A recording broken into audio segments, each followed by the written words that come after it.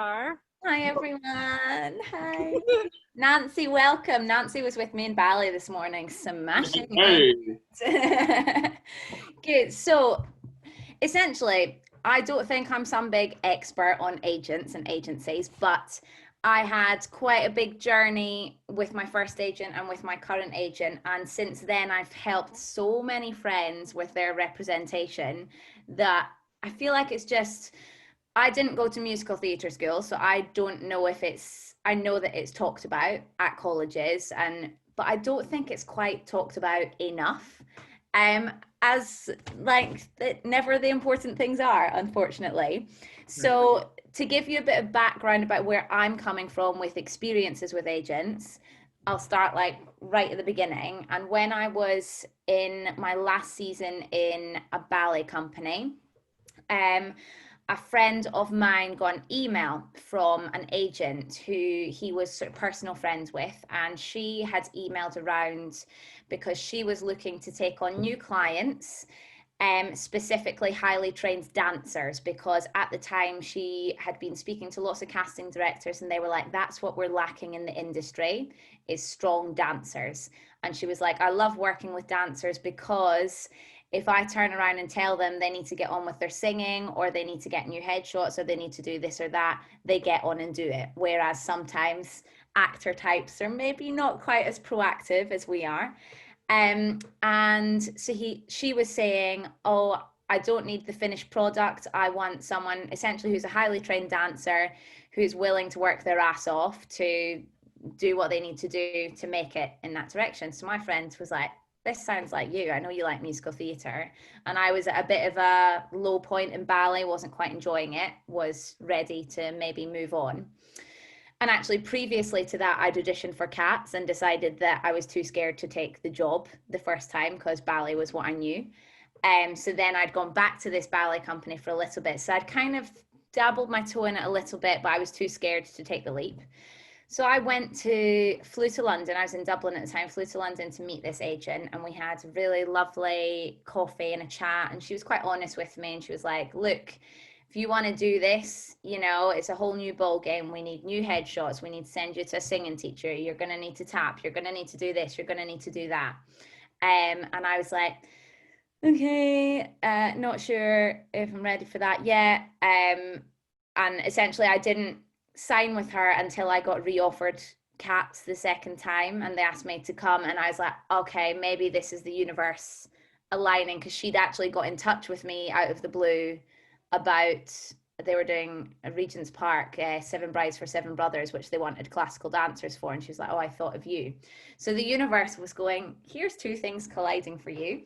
And I was really grateful for the opportunity to, one of the main things I was scared about taking Cats the first time was that I was like, if I take this leap into something I don't know, and then I come back off of a cruise ship into this industry I have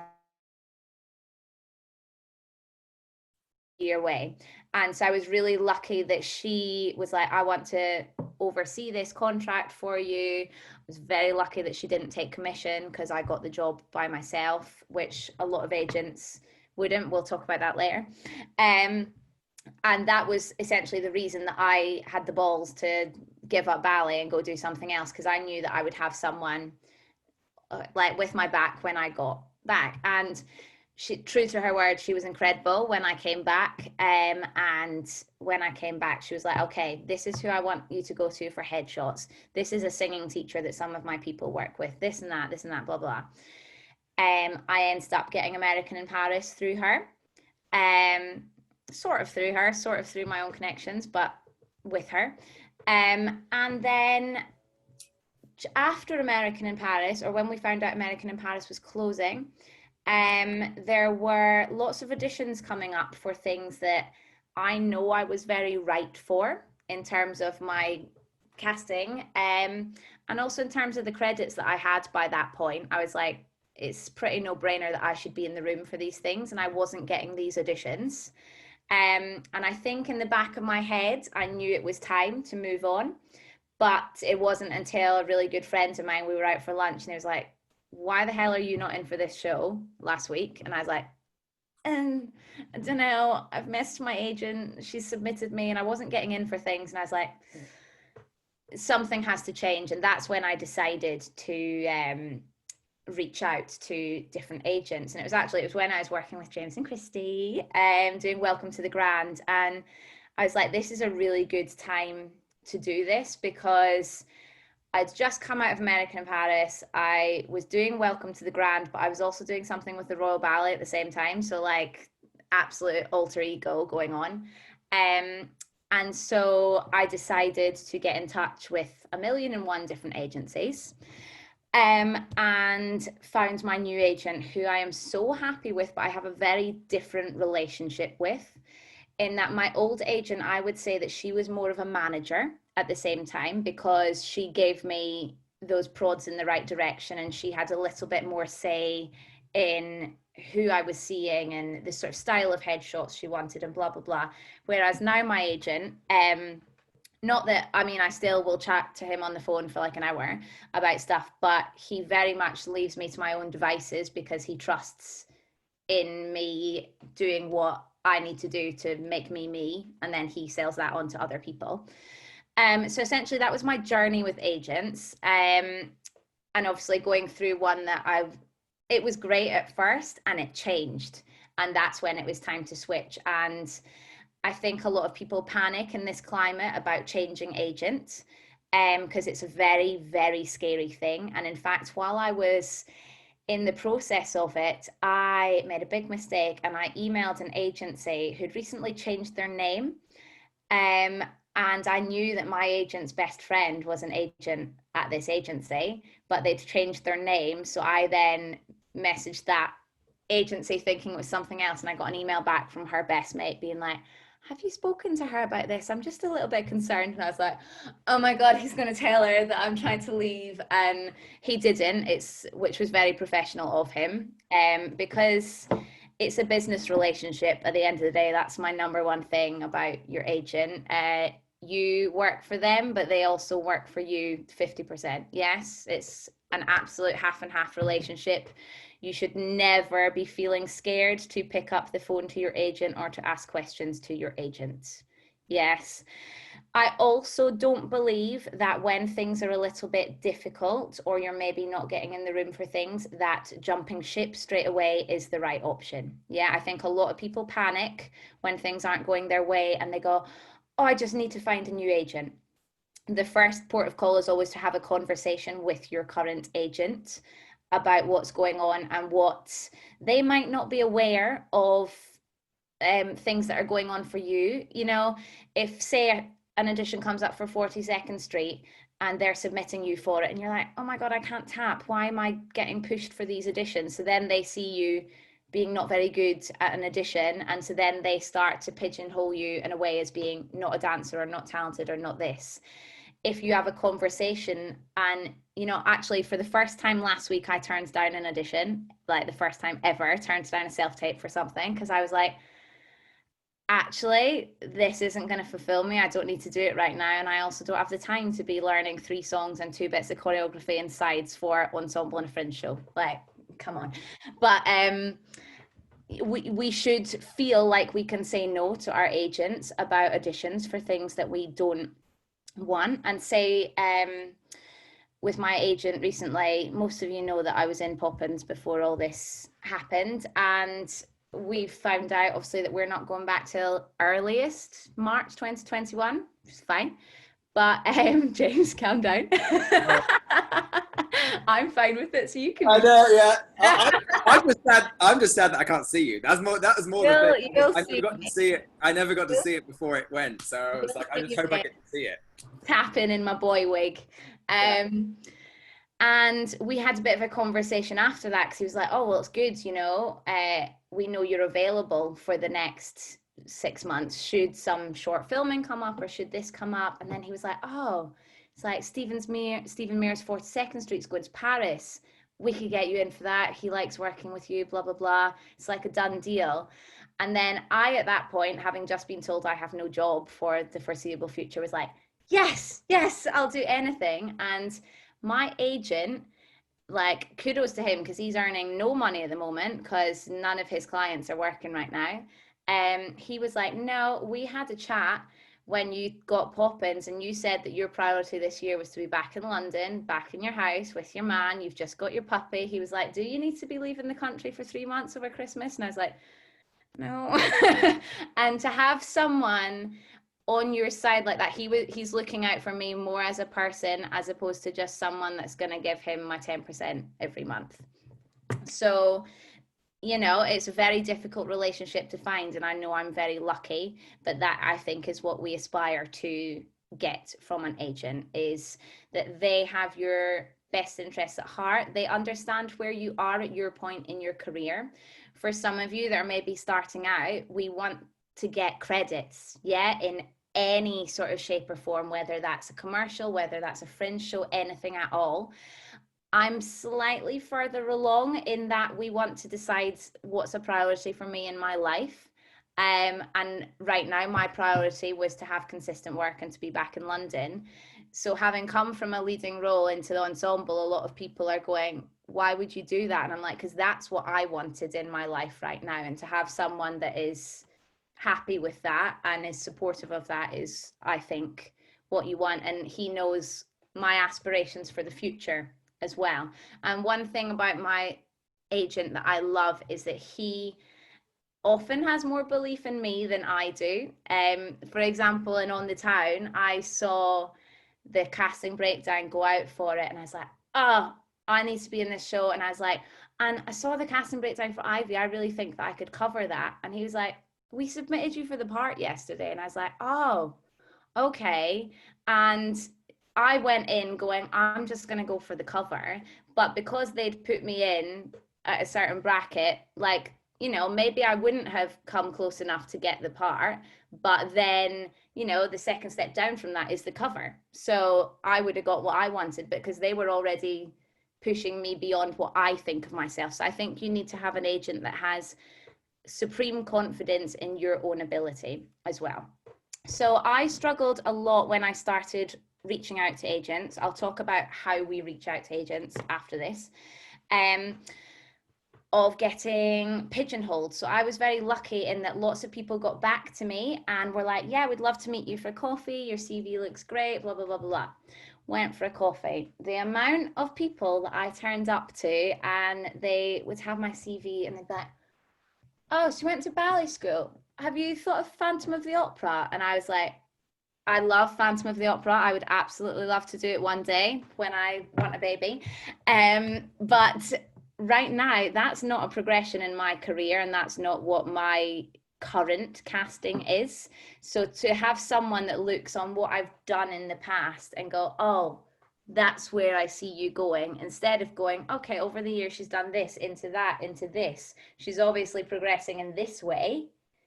Like, that's where we see the future going. So I think it's very important that an agent sees everything that you're capable of, but also can project into the future and see what you're capable of, instead of just seeing as you are now to fit in your little box and go, okay, I know that I can put them in the back of an ensemble dance call for any show, and that's it. Yeah, if you have aspirations to cover or to lead or to do TV or to do film, whatever, you need to have an agent that understands that and also believes that you're capable of it. Yeah, there's no point in saying, I really, really want to go into TV and film, and then being like, okay, yeah, okay, ensemble for this. Yeah, and that's all that they see you as. So I think those sorts of things, I think you can only tell from meeting someone in person and feeling genuine energy. You know, you can tell straight away if someone actually believes in you or not, I think, personally. And knowing all of you and being part of this family, we already know how to read that sort of thing very well. Yeah, so I think always be trusting your gut instinct with agencies. Other thing I would say is, just because someone thinks that an agency is better than another one means absolutely nothing. Yeah, I used to be with United Agents, which is like one of the top agencies in the UK, in the world. Yeah, they have bloody Eddie Redmayne on their books, who I met in reception the first day I went in to sign my contract. I was like, why the fuck am I here? Sorry, language. Whereas now I'm in quite a small agency. And my sort of short list of people that wanted to take me on were not maybe the people that others would have expected me to go for, but it's because when I met those people, I felt such a genuine connection with them. And I was like, I could work with you. I could call up and chat to you if I was worried about that audition, or if I was really wanted to be seen for something, or this or that. So I think gut instinct about meeting your agent and signing with your agent is always something to follow. I think we're dancers especially are very instinctual, and I think we need to trust that. I'm going to go briefly over how I went about, and also how I advise other people to go about contacting agents, and then I reckon we'll just open it up to whatever you want to ask me. So first things first, you have to have your CV. Yes, you have to be nowadays on Spotlight if you're in the UK. Yes, Desi, I don't know what that's like over there for you, what sort of casting thing you guys have, but for those of you that want to work in the UK, you have to be on Spotlight. Yeah, and it's hello. I'm just going to interrupt you for a second. If anyone ever moves to Canada, it's Casting Network. So Desi, that Casting Network is usually managed by Melissa, which is her agent, but we in the UK have to set it up ourselves, the Spotlight. Okay. Sorry, Katie, keep going. No, go. It's fine. Jump in whenever you want, please. So yeah, Spotlight number one. You have to be very careful about how you're setting up your Spotlight, I think. Look at how you're ordering things on there in terms of how you're billing a credit. If you've worked with a certain director or someone like that, especially even if you were at college and you worked with a certain director and you did, you know, a workshop performance with them, those are the things that stand out. You do have to bill it by date, I think, but you can wangle it a little bit so that at the top it ends up being essentially your best credits, because a lot of the time, I mean, my agent told me that he gets something like 100 new submissions every week for people wanting representation, and he takes on, I was the first person that he took on in 2 years, and so think how many people are sending this stuff out. So you really need to sell yourself very, very quickly. So on your Spotlight, your credits need to be well ordered. When you're doing, hands up, everyone knows what Spotlight is except maybe Desi. Yes, we all know what Spotlight is. Yeah. So you get a point. Aoife's not sure. Do you have Spotlight? No. I don't know. A couple of my friends who have just moved have started getting it, but I hadn't done it yet when I was there. Now I'm home. But yeah. To be honest, right now, probably don't need to be paying for it while there's nothing going on.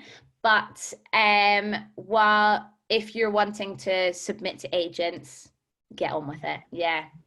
It's all tax deductible. Get it on your tax return. So there's a bit where you get to put in your skills. Yes, and you can go, I do ballet and I do jazz and I do tap and I do this and that. Do not be scared of the asterisk highly skilled. Yes, I think we're all so bad at saying that we're good at something. And, you know, a lot of these times, this is also coming from a casting point of view. Casting directors will literally filter. I did a workshop with Paul Wooler the other day, who's casting for Cameron McIntosh. So he cast for Poppins, and he was explaining, he was like, look, they had something like 10,000 submissions for Poppins and they could only see 1,000 people. And so he was like, the first thing we do on all of the Spotlight submissions is filter by highly skilled tap dancing, highly skilled ballet dancing, because that is what they need for that specific show. So if you were like, oh, well, I can tap, but I wouldn't say I'm, you know, the best tap dancer in the world. So if you didn't have that asterisk there, you wouldn't have got seen for that audition. Yeah. I'm not the most phenomenal tap dancer, but I have that asterisk on there. Yeah. I can give you a triple time step. I can pick up some tap choreography. That's what they mean by highly skilled. Yeah. All of you guys should have on highly skilled jazz. You should all probably have highly skilled ballet, highly skilled tap. Yeah. Highly skilled commercial for a lot of you as well. Highly skilled contemporary. Yeah. You're proper dancers. You have to remember that other people that have spotlight are what we call park and barkers, where they stand and sing a song. For them, they're not going to have an asterisk next to ballet. Yeah, so that is what differentiates the type of people on Spotlight. So do not be stingy with your asterisks. Yes. Same for those of you that are dancers that also sing. Yes. Do not be scared to go, oh, I'm just a dancer that sings. Yeah, get it on there that you're highly skilled. Yeah, whatever voice type you have, which if that's something that you're not sure about, you can talk to me and I can refer you to the right people to help you with that.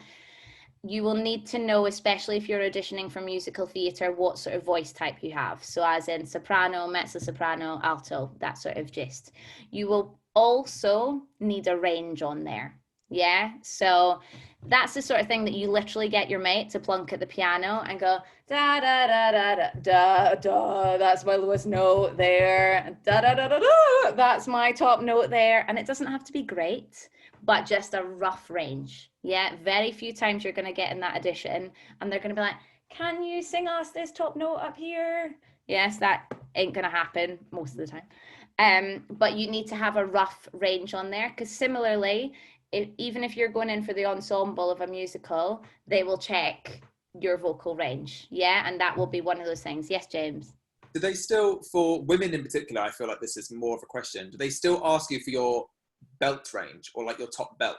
Or is it just a pin and point kind of situation? I think I've just got pin and point on there. People that maybe see themselves more as a singer will break that down more. Right. I should update this. I'm a fucking singer now, sorry. But so, you know, if you're going for proper singing roles, I would be a bit more specific and be like, okay, I'm a soprano and this is my top note here. But if you want me to belt, this is my top note here. That sort of thing. It's normally dictated by your, like, they're going to expect more of a belt note from a mezzo / alto. Like the sopranos, they know they're going to be much more in the rafters. But I feel like that was a question definitely that came up at college, was like, like finding those. It doesn't really exist. You might be able to tell me different, but I feel like for the men it's slightly different, but for the women, yeah, I would say it's not that important unless you're going for like alphabet, and then they're going to be like, okay, can they all belt up to this note? Can you? Yeah. Maybe you're going for that. Cool. Like, good luck. So, but as dance, I feel like the majority of us here identify as dancers. But if you're auditioning for musical theatre, at some point you're going to have to stand up and sing a song. So that's why we need a vocal range on there. Yeah, I could talk about singing forever, but that's not for today. So we have our Spotlight CV. On there, you want your best headshot. Yes, is number one. Yeah, whatever one makes you feel good. Yes, don't be like, oh, I have to have a serious one, or it has to be black and white, or actually black and white is well out of fashion now. So I would say go for a color one. But if you feel that you look shit hot and you're black and white, go for it. Yeah. You're gonna need a reel on there. Yes, you're gonna need a dance reel. All right. If you're gonna audition for something that requires you to sing, you're gonna have to have some sort of short vocal reel on there. Yeah. And that does not have to be a highly produced thing of you in the studio. Yeah. Unless you're wanting to be singer up the front. It literally can be something that is recorded on your phone of you singing some notes, especially right now. You know, when people are stuck at home, they're not expecting professional things up there. I think it's just really important in getting you in the room. Yeah. And also for an agent's point of view, if you send an agent as a submission, a dance reel and a CV, the first thing they're going to email back if they're vaguely interested is, can you send us a clip of you singing?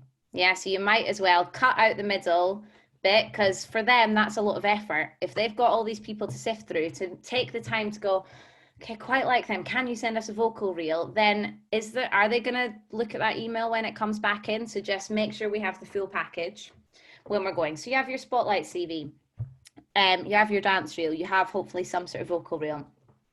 Do not bombard them with lots of photos of yourself. Yes, they can look at that on Spotlight if they want.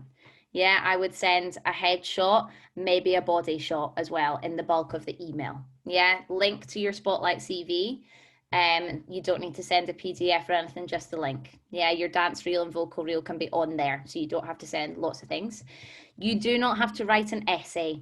Yeah, they're not interested in that. They don't need to, you don't need to write, my name is Katie and I trained at Central School of Ballet and then I went and did this and then I did that and then now I'm doing this. Like, if they want to know that, that's what your CV is there for. Yeah.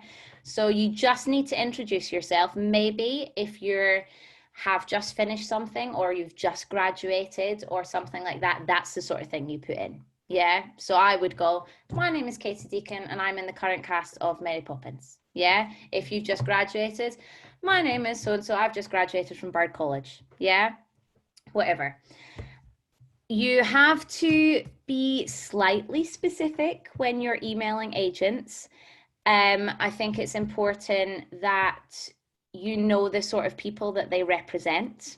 So before you start emailing agents, you should be looking at all their clients. Yeah, there's no point in you emailing an agent. Say you want to be on TV and you're emailing an agent and all their clients work in musical theatre. They're going to be like, who is this that's emailing me? They haven't even taken 5 seconds to look at my website.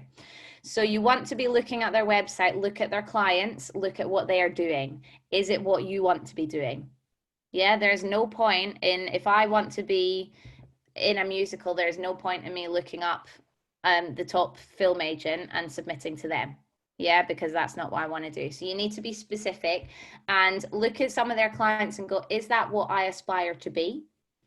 Then that's the sort of person that you should be getting in touch with. You don't necessarily need to be at the same level as those people right now, but if that's where you want your career to have its projection, then that's what you should be looking for. So if you have any sort of connection in that, my friend so-and-so is on your books, or I worked with this person that is one of your clients, get that in there. Yeah, the amount of times my agent has got in touch with me and gone, oh, so-and-so's got in touch with us, they said they worked with you, or they said that you've taught them or whatever, and then I will always do it very honestly, but if it's someone that I think that they should represent, sorry, Mike's home, so Frank's excited. If I think that it's someone that they should be interested in, I will absolutely say that. Yeah, and a lot of people are going to always put in a good word for you. There's very few times that anyone has come to me and gone, what do you think of so-and-so? And I would turn around and be like, they're the most horrible person in the world. Like, you know, very few people are going to do that. So any sort of connection, someone's probably going to be like, oh yeah, they're nice. Yeah, I worked with them. They were good at this. They did that. So any personal connection you have, I would try and get that in there. It's difficult right now because no one's performing, but if you are performing, that it's the perfect time to get in touch with an agent, because you go, I'm performing in this show. I can get you a ticket for any of these dates if you would like to come. That I was very lucky with Welcome to the Grand and the Royal Ballet that I was like, you can come see me do this or you can come see me do that. And I, out of my own pocket, bought people tickets, which sometimes you have to do. Yeah. If someone's coming to see you in something, they're pretty interested already. So I would make the effort. Yeah. A lot of the time, people will not even reply to your emails. Yeah. So if someone has bit and they're replying to you, you're really like quite in there already. Yeah. And that, to be honest, is it. I would just keep that cover email as brief as possible.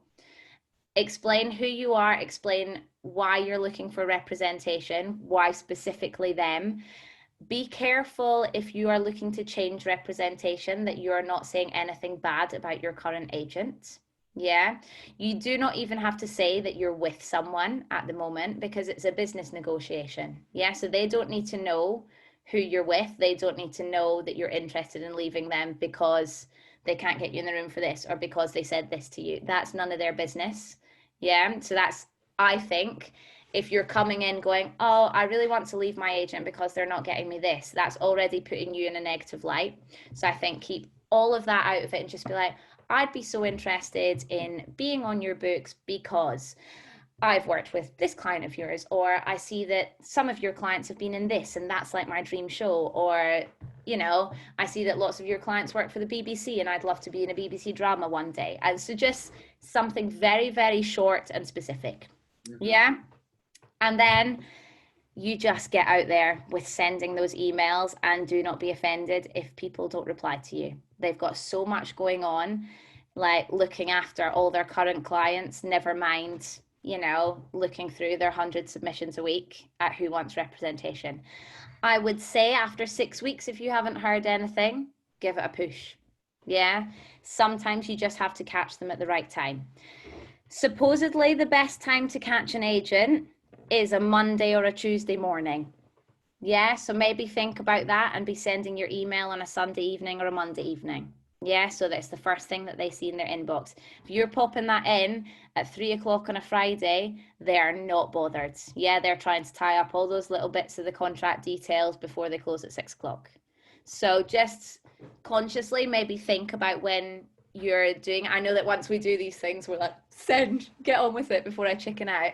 But maybe just think a little bit, you know, I only answer email between certain times. And I know that lots of agents, I know that my agent, even if I email him in the morning, will only reply to me after 4 o'clock because that's when he gets to his emails. So, you know, everyone has obviously their different rhythms, but I think it's important to don't go for the end of the week is all I'm saying. So I think that's a lot of it. Ask away, essentially. That's all I'll say. James. I would just number one, thank you, Katie, for just going through all of that, because it's just so nice to hear someone that has had the experience, like just on the ground experience, like regardless of stature or like wherever you are, you've had the experience. And so sharing it is so important. And I wish it did exist from people that are in the current industry, were having these conversations at colleges, because it doesn't happen. And for those that have just graduated, or those that are graduating, or those that like just are in and about that area, I just want to add on the end before we jump into questions of that is the pressure in our third year, or specifically in my third year, to get an agent was literally like the difference between whether your training succeeded or failed. Like it had that much weight to it.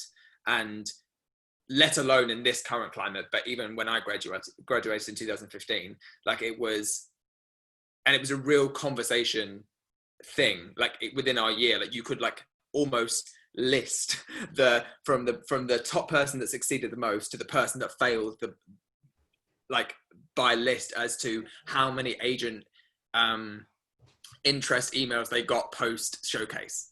Mm-hmm. And like that at the time was such a huge thing in my brain.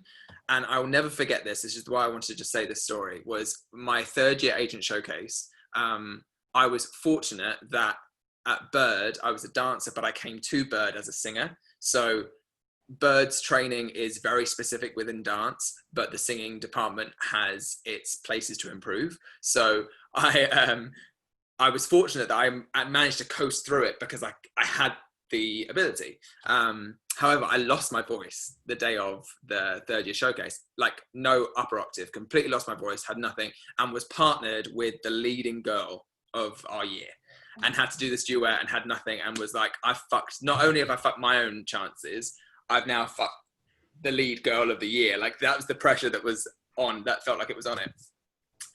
And I was fortunate, like she carried me through it.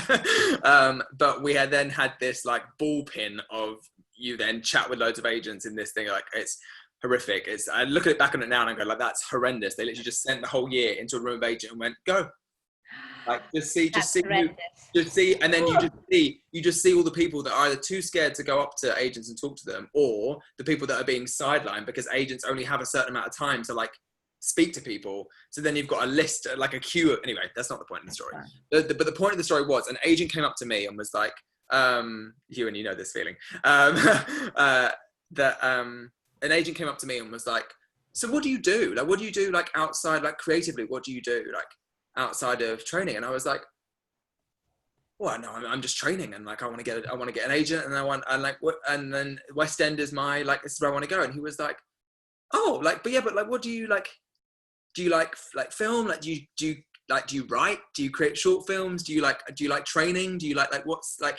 And at that time, I couldn't, one, understand the question, and two, came away from that conversation being like, who is this guy? Like, he's clearly not a very like good agent, because he was just asking me about what I do creatively. Like, what the hell? Like, I could not put the two things together. And now looking back 5 years later, I'm like, oh, this guy was onto something.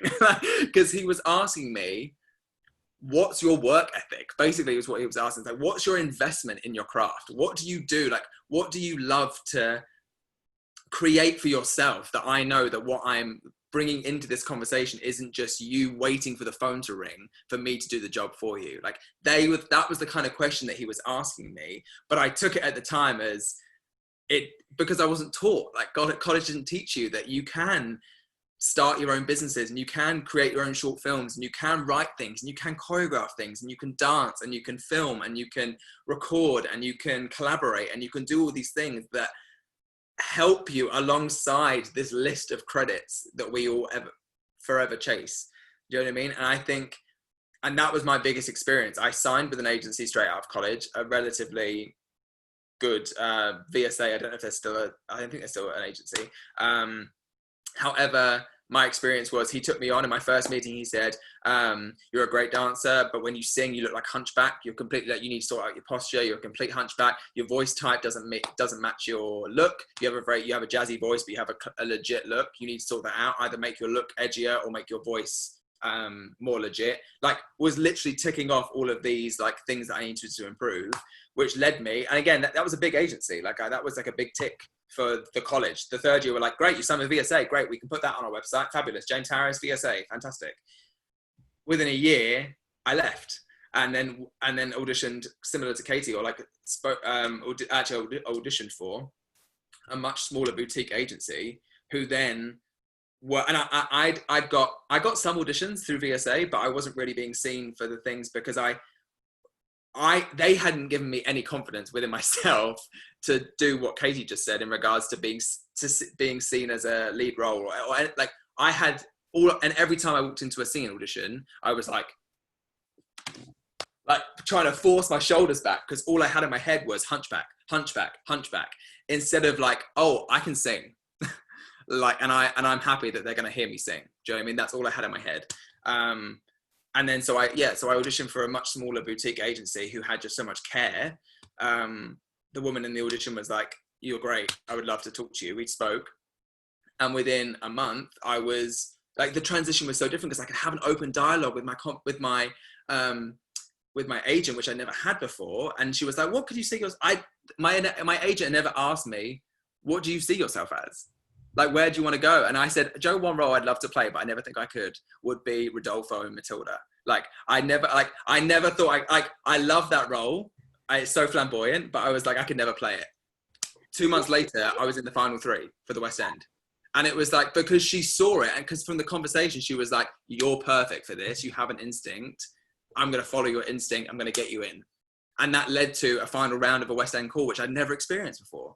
So like, it's just, I know that's a long story, so sorry for wrapping that up, but like, the point being, thank you for highlighting the importance of dialogue and rhetoric between these people, because it is so vital. And if you can't talk to them like an equal, and not talking like, please sir, give me more, like, which is the feeling that we feel as the student, teacher, agent, performer dynamic, it's really difficult. So it's learning how to grapple those conversations is so important. So yeah, just wanted to add that to the end of that, because I so agree with that. But also, I don't have an agent now, because that was just another thing. So like, I'd love to talk to you, Katie, about like non-agencies and not being represented, because that's also another thing. That's absolutely a viable option, and especially if you're recently graduated and maybe don't have an agent yet, that's fine. I think it's more important that you stick it out to find the right agent instead of signing with any agent. And having spoken to more people on the casting side of things nowadays, if there's a show that comes up, like if you were like, I could be the next Christine in Phantom of the Opera, but I don't have an agent, write to Bloomin' Cameron Mackintosh Casting, and they do read these things. Like having actually like spoken to these people now that I'm like, oh my God, you're a real person and you're not just someone on that side of the table, which is so bizarre to me. It's so stupid. I did a Zoom call the other day with something, and it was a workshop with Paul Wheeler and Felicity French, who are Cameron Mackintosh Casting. They've cast me in a show, and still I was like, they'll have no idea who I am because I'm just in the ensemble. And it was such a thrill for me that they're like, oh, hi, Katie. And I was like, oh my God, they know who I am. Isn't that wild? That, like, of course they know who I am. But anyway, but from a casting point of view, they genuinely, the current, well, now not current, long story, Phantom of the Opera, current, non-current Christine was cast because she wrote in and was like, I'm right for this role. And then they saw her, and they do look at you. So if you go in and you're like, I'm really would like to audition for this show, if you're gonna write to casting directors, be specific about what you want to audition for. They have these files apparently that they call like future, and they will go, okay, yeah, she could sing that, she could do that, her reel looks good, we'll put her in that file, so when we're casting that show again in the future, we'll bring her in. So if you don't have an agent, it's not the only way to get in the room, essentially, is what I'm saying. Although people make it sound like it's the only way to get in the room. Yeah. Someone just said something. Do you have any advice about speaking to agents face to face? Because I got. Katie, can we ask Saren? I want you to ask that question. Yeah, go for it. I won't bite, I promise. Give me that beautiful voice. Down. This is it. This is it right now. Katie's a new person. Let's go. Do you have any advice about speaking to agents face to face? Because I get very nervous about speaking to new people. Yeah, absolutely. Yes to you, first of all. It's bloody terrifying talking to weird people, especially over the computer. Yeah. And it's even weirder when you then see people in real life. I did some weird filming thing last week and I was like, oh my God, real people, and I don't like this. But that's another story. I think it's so important that you remember, if we talk about this just as an agent point of view, you need to remember, this can also be applied to auditions as well, that it's not an interview for them to decide if you're good enough for them. It is also an interview for you to decide if they're the right person for you. So if you're going in with equal balance, then I love you, James. Chrissy's like this. Yeah. If you're going in, this is like with anyone, do you know what I mean? It doesn't matter who they are. We're all there essentially to decide if the other person can give us what we want. So I think that's a really important thing to go in and remember, that if it doesn't go well, it's because it's not the right option for you. So I think you need to almost go in as if it's your interview and you're the one that's in charge and the outcome is coming from you, which I know is terrifying. I hate talking to new people, which you wouldn't guess right now when I'm chatting away, but that's what red wine does to me. But yeah, I know it's so hard, but you have to remember that these people are people as well. And that's what I've learned more from doing all these weird Zoom workshops, that when I see all these people that I'm used to seeing behind a table suddenly in their living room, and then their partner walks through or their cat walks across the screen, and I'm like, oh my God, they're like a normal person at home doing this as well. So I think the most important thing to remember is that everyone is a human, but when you are having a meeting with someone, especially on a sort of business point of view, it's just as much the ball is in your court as it is in theirs. Does that make sense? But I know it's terrifying, but turning up is the amazing thing. Yes, Christy. Saren, use that example of, if we talked about this, when you go on a first date and you're like, oh, I really hope I like them, or no, I really hope they like me. I already ruined it. I really hope they like me. I really hope they like me, right? And then, but you flip it to be like, I really hope I like them. Mm-hmm. So try and keep that, instead of being like, I hope you like me, I hope you like me, and then you leave this god awful date of this guy that lives on his mom's couch, that like doesn't have a job. I don't know. Those are still really nice people. I shouldn't use that example. But you know what I mean? When you're like, you don't have any standards at all, and you're like, I hope they like me, and then you leave and you're like, I don't even know if I like them. This hasn't even entered my brain. So flip it in your brain to be like, I hope I like them. I hope it works. Put the power, let's say, back in yourself. And then maybe also before you leave, this is kind of something we were talking about when we were doing the business chat, but make a list of what you're bringing to the table. Like, I think a lot of the things that we get nervous about are the things that we can't do. This is why I always make you guys do that god awful list of like, list all the things that you know how to do and can do well. And you're like, fuck you, Christy. And like, if you can't answer this question, this is a problem. So make a list. Like, don't try and be Katie right now. Be yourself and be like, okay, what experience do I have? What am I really good at? What am I bringing to the table? So when they're like, why would they want to sign me? Well, I'm really good at this. I'm really good at this. I'm really good at this. And then just sell that. Yeah. I think you have to remember as well that no one is going in being perfect at everything. And they don't want like a client list of 50 people that all do exactly the same thing. So just because their other clients are, you know, belting whatever notes or the best tap dancer or a leading lady here, they don't want another one of her because they've already got one. They don't want two of you going up for the same job because then only one of you can get it. So they want someone else that can get a different job. So I think exactly what Christy was saying, knowing what your selling points are and going in and be like, take notes if you need to. Like, you know, when I go to meetings with people about other stuff, I will have notes there. And more often than not, they're going to have some notebook. The amount of times I would get there and someone would go, wait, 3 o'clock? Oh, here's your CV. And they literally hadn't done any prep. And they would go through my CV and be like, oh, you did this show. And I'm like, I sent you all this stuff. And you know what I mean? So then they've got that as a sort of prompt for them. So take prompts for yourself as well, because I know that sometimes I panic a little bit when someone's like, I had an interview the other day. Oh my God, Christy, I'm doing Impulse from January, but we'll talk about that later. But I was so stressing about this interview with this guy, and I was like, oh my God, he's going to ask me about like plays that I've seen and who the directors are. And I literally had a list. I was like, okay, so if we have a chat and he's like, what theatre have you seen recently that you liked or whatever, I could be like, okay, I saw that and that was the name of the director, so that I could just go with it. He didn't. It was like just a nice chat like this, and I can't wait to talk to you, Christy. But so don't be afraid to take notes as well. I would say to have a prompt there. No one's gonna turn around and be like, put your paper away, no cheating. Like whatever. Does that help a little bit? Yeah, thank you so much. Can I just add one tiny point to that? For me, it was really differentiating the definition between respect and power, because you can go into a room to someone with a huge amount of respect for them, but it doesn't mean that they hold all the power.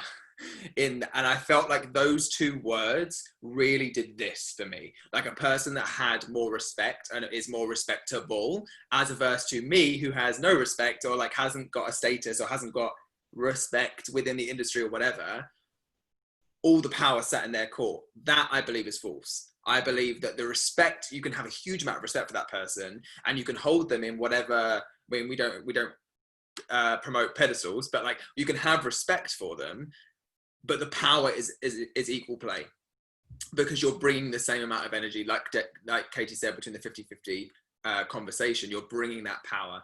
And also on the same point, like for me, I left my agency just before we did Welcome to the Grand, mainly because I was also and this is also, Katie, I think you'd agree with this, so please shout if you don't, but you have to be in tune with your personal life and what your needs are there alongside your professional. Because for me, with my personal life, I was going through a real transformative stage at that time. And not only that, I was dealing with a lot of kind of control issues personally. Like I was really feeling quite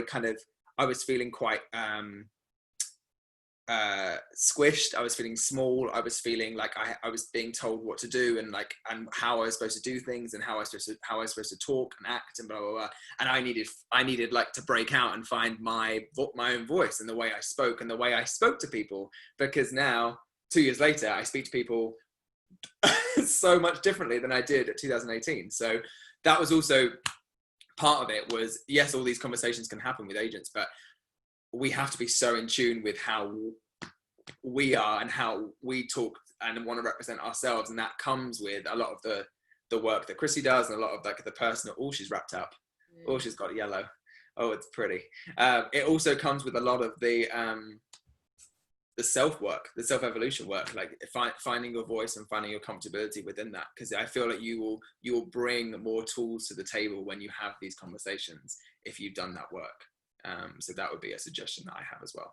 Yeah, and I think it's important to realize that we progress over time with our careers. Like when I signed with my first agent, I maybe had certain aspirations, and I grew in those few years that I was with her, and she still saw me going one way, whereas I saw myself going somewhere else. So we sort of grew apart, and that was almost what was most difficult about leaving her. Like James and Christy know I was literally like tearing my hair out about sending this email to her, because she was coming to see bloody Welcome to the Grand, and I'd already decided I was leaving her, and I was like,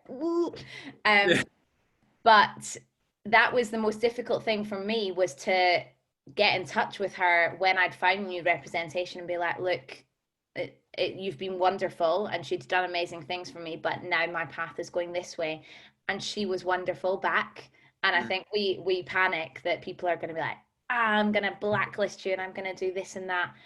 She knew that we were going in different directions as well. And she was like, I'm really glad that you came to me with this, because I was going to bring it up soon as well. And so we'd obviously had the same feel. These people aren't stupid. They know what we're feeling.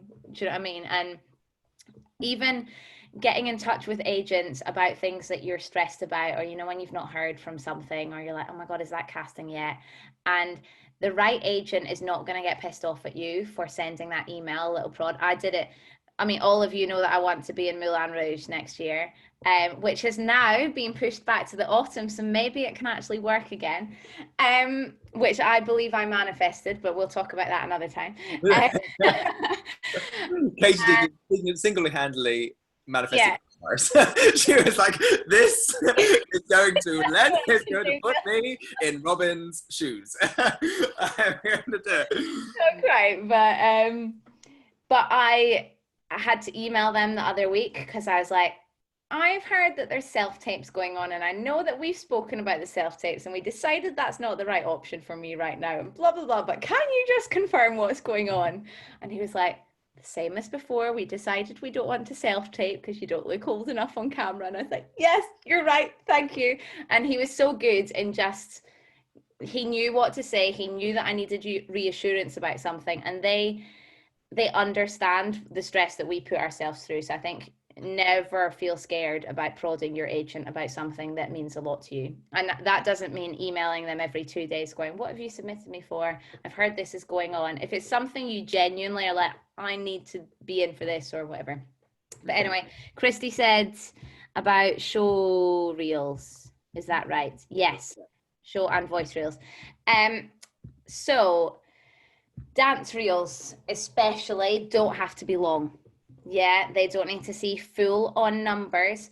I also think it's really important that when I look back on my first dance reel, and it's got like fuzzy footage of me in like a group of people with like a green circle around me going, this is me. No, they don't care. Like, you can't see anything from that. It is more important.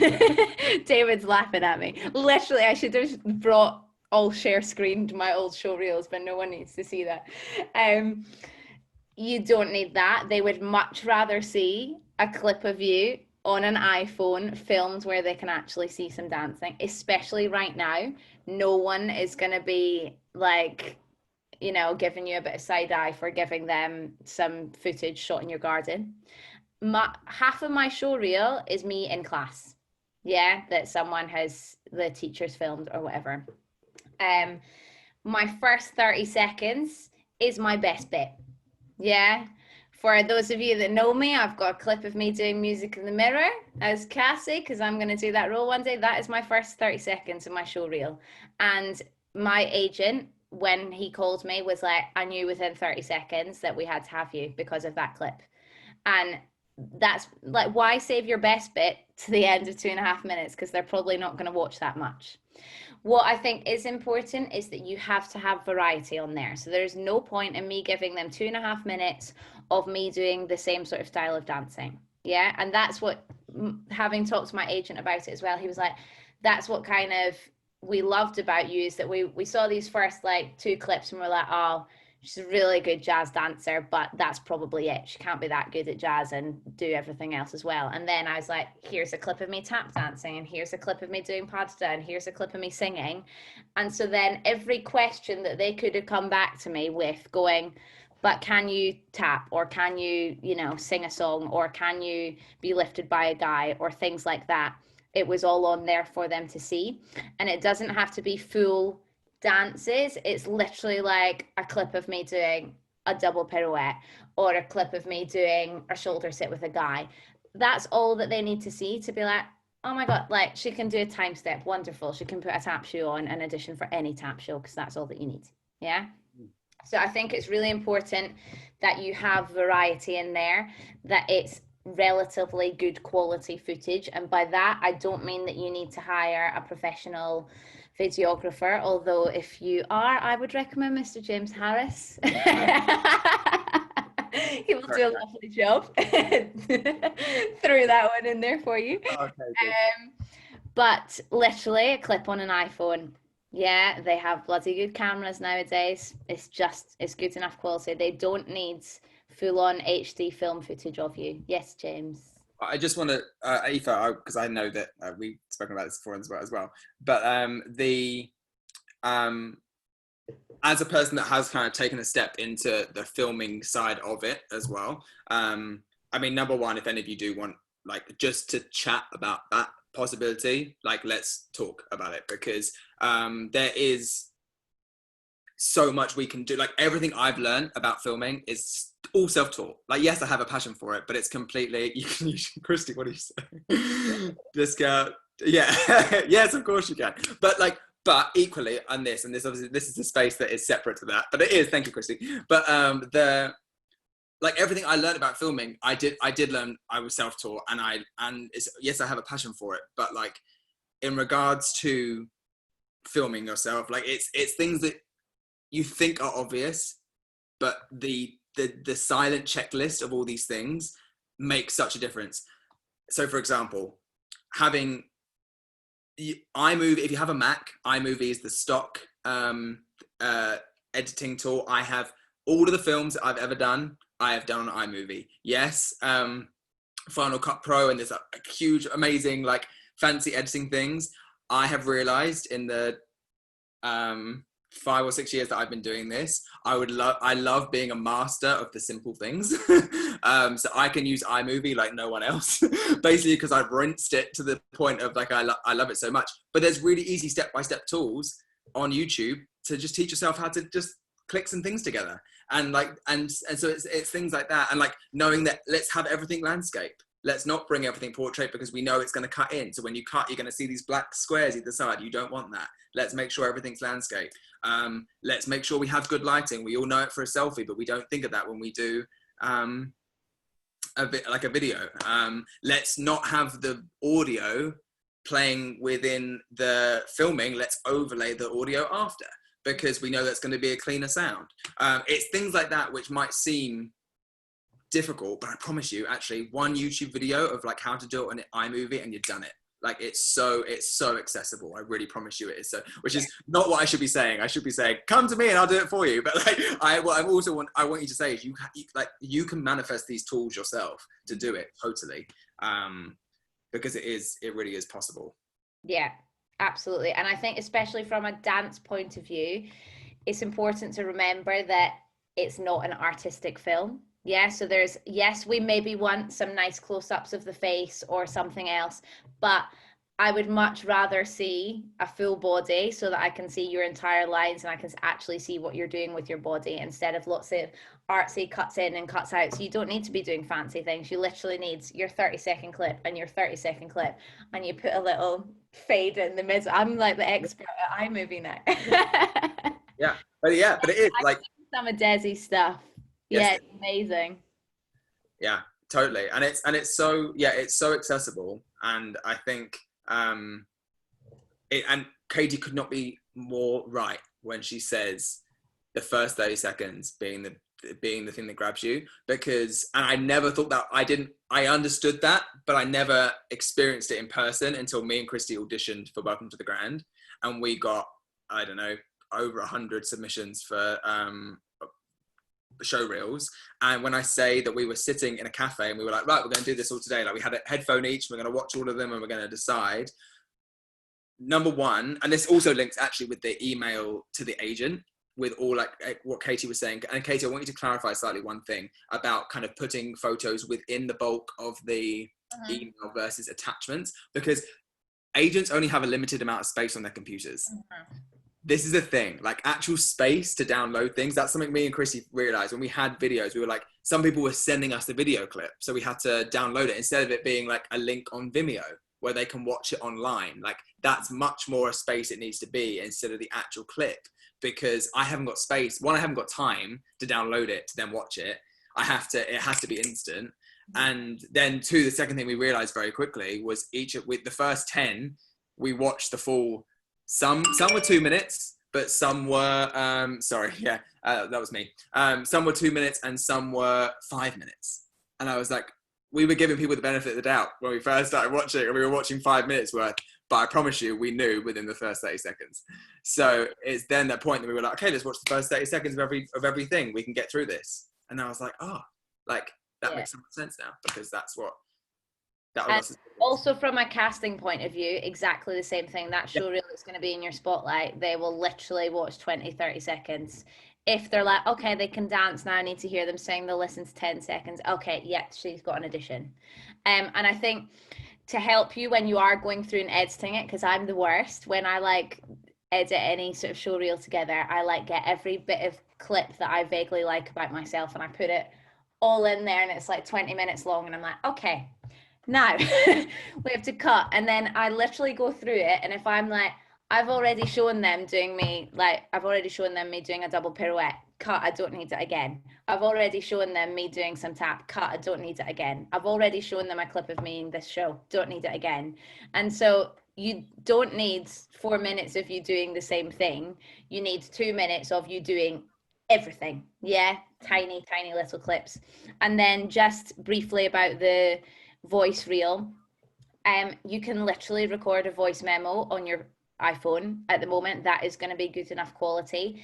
If you are looking to be slightly more of a singer, you can get, this is the one I recommend, the Yeti Blue microphone that it literally plugs into my laptop via USB, and I record into GarageBand when I'm singing, which is already on your Mac. Yeah. And I'm all about the Zoom calls nowadays. And I had a workshop with a guy who does audio reels, and he does specifically voiceover reels and stuff like that. And he was like, look, you don't need to be buying all these Logic Pro and all this fancy stuff. He was like, it's for what you're doing, you don't need to be buying like thousands of pounds worth of equipment. That, yes, is quite expensive. It was £119. That's, I would say, only if you're looking to be buying to record slightly higher quality vocals. But if you're really just doing it to have a little clip of you singing on there, do it on your iPhone. Yeah, all they need to hear is that you can hold a tune, essentially, unless you want to be seen for something more than that. Does that make sense? Des? Bye. Love you, Des. Oh, other way. There we go. Katie, can I ask you another question? Do you mind?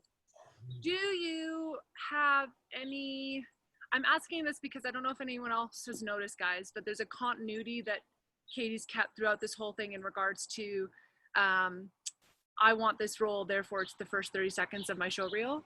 Like, I think what she's really honing in on wonderfully is how important it is for you to do your own research in regards to what roles you know you can play and what you want to do, and literally present it on like a silver platter, aka spotlight, right? Because if you don't know what you want to do and you just kind of like throw up all the things that you maybe can do, but there's kind of zero consistency, and you don't know what you want to do, then the agent's going to look at your profile and be like, where do I put you? Like, how does this mashup of skills, like, where do you fit? So versatility is good, but you do also kind of want to, we've spoken before in the past about kind of controlling where you end up getting pigeonholed, right? And that's one place you can, is how you set up your spotlight to be like, this is what I want to do, and so I'm going to showcase that. Would you agree, Katie? Absolutely.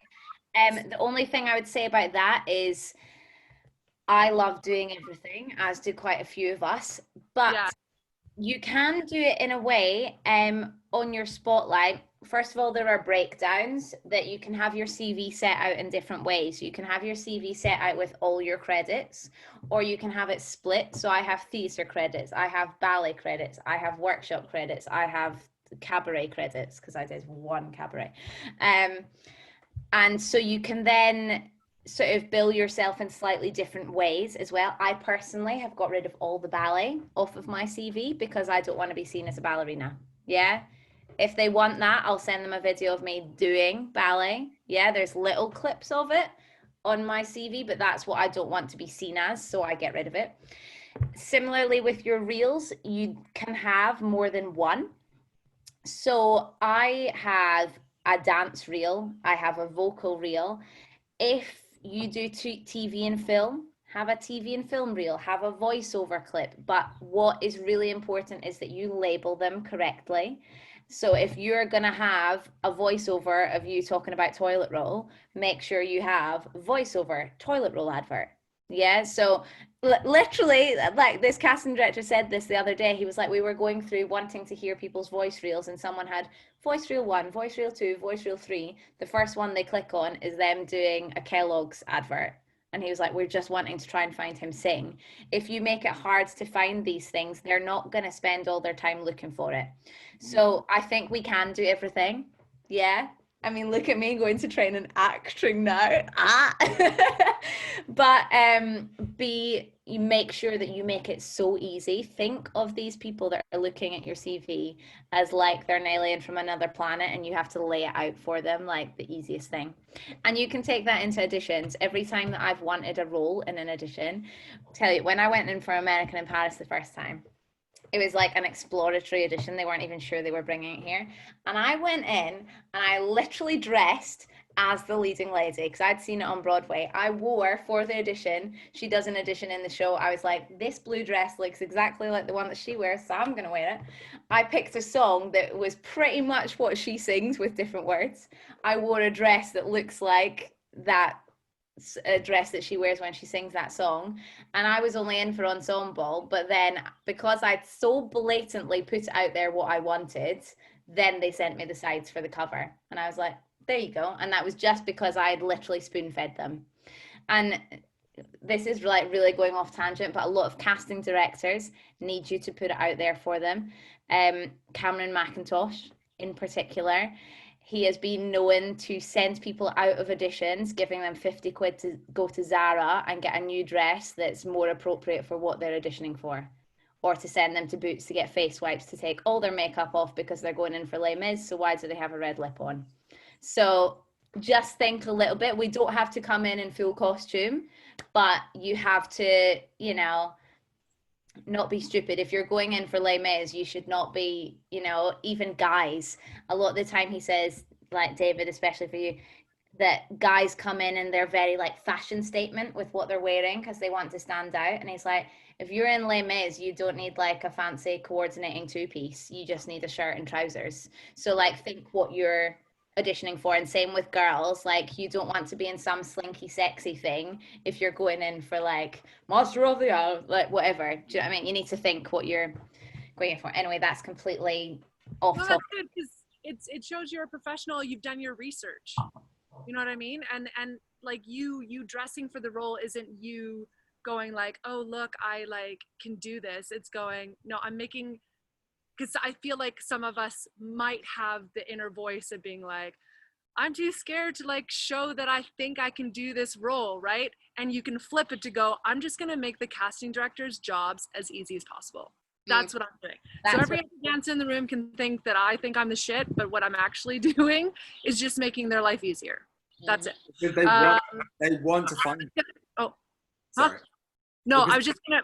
My question for you, Katie, was: do you think it matters what your skills are on your CV? Like, are there any skills that you think we should collectively, maybe that's hard because we're probably going after all different things, but do you think there's skills that we could be collectively learning, aka like all the Canadians get a British accent, or do you think there's any skills that you purposely leave off because that gives people a weird, like, I don't know, do you have any? I've never asked that question, and I was kind of looking at my own spotlight and I was like, do I need all my skills on here?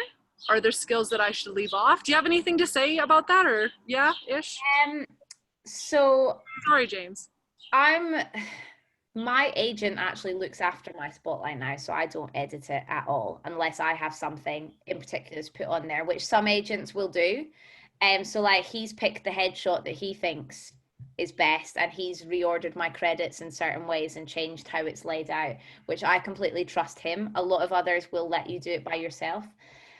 I think with skills on there, more is better, because actually all it is a database, essentially, that yes, it's a CV in terms of sending it out to your agent, but when it's used as a casting tool, it is literally a database so that they can go, okay, we need girls that can play between 16 and 25, that are strong singers, that can tap dance, and that can also walk on stilts. And they will literally put those things in, and if you've got them, your CV will still be in the mix. So if you've missed out, if there's something on there that you can do, even stupid things like driving license and stuff like that are on there.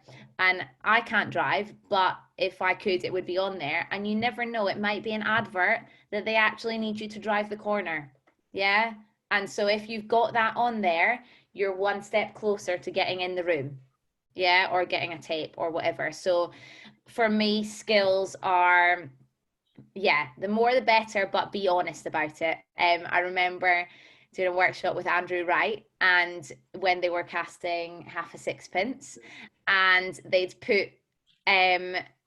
asked if anyone could play the banjo, because the lead has to play the banjo, and someone had apparently put on their spotlight highly skilled at the banjo, and they were singing, and they were like, oh, it says you're highly skilled at the banjo, and they were like, yeah. And they're like, do you have yours with you? No, I left it at home. And they were like, we've got one. And, so don't be lying on there is all I'm saying. There's a difference between, slightly exaggerating your tap ability than there is to lying about a skill, especially when it comes to musical instruments, is all I'm saying. And accents. Yeah, I would say try and get as many accents on there as possible. Although the amount of times I've been given sides in a room, I remember they gave me sides and they wanted a Russian accent, and I ended up sounding German, and it was just atrocious.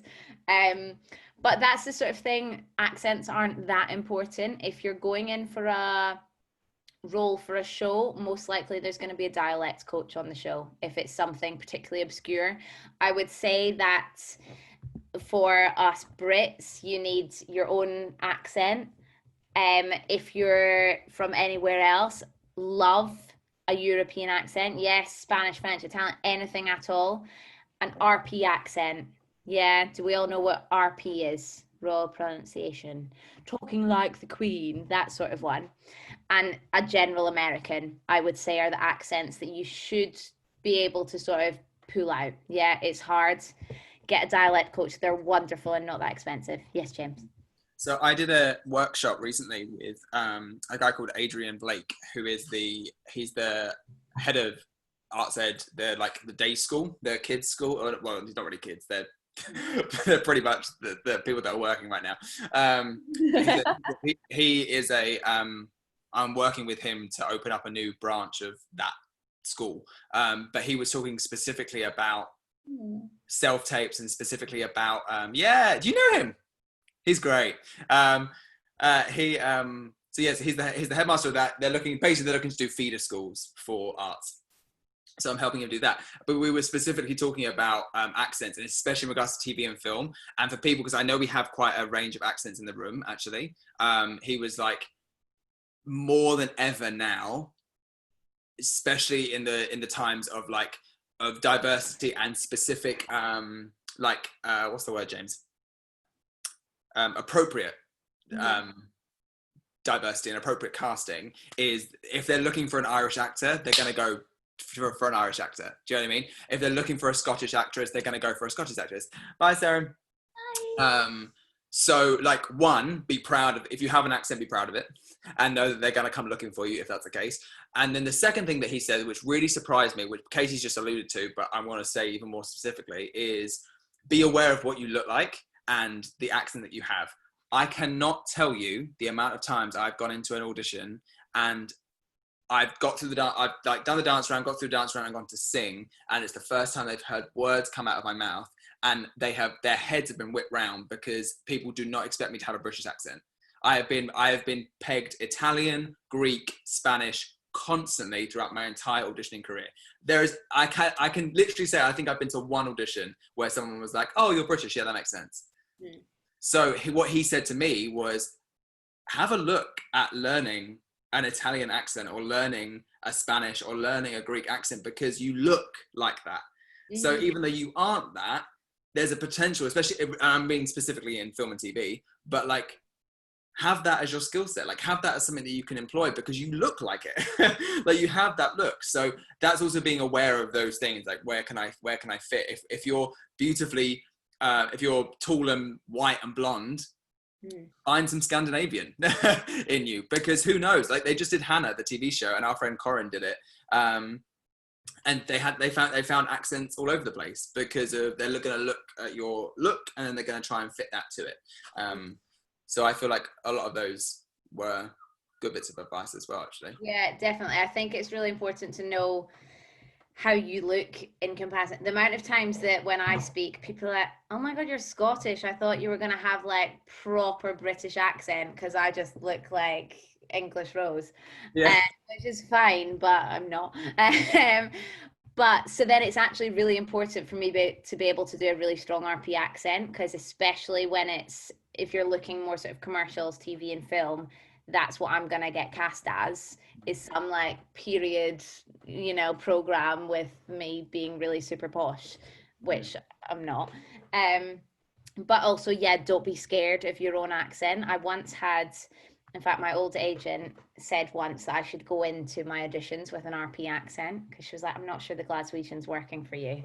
And I was like, that was my first instance. I was like, "Ooh, I'm not sure about you anymore."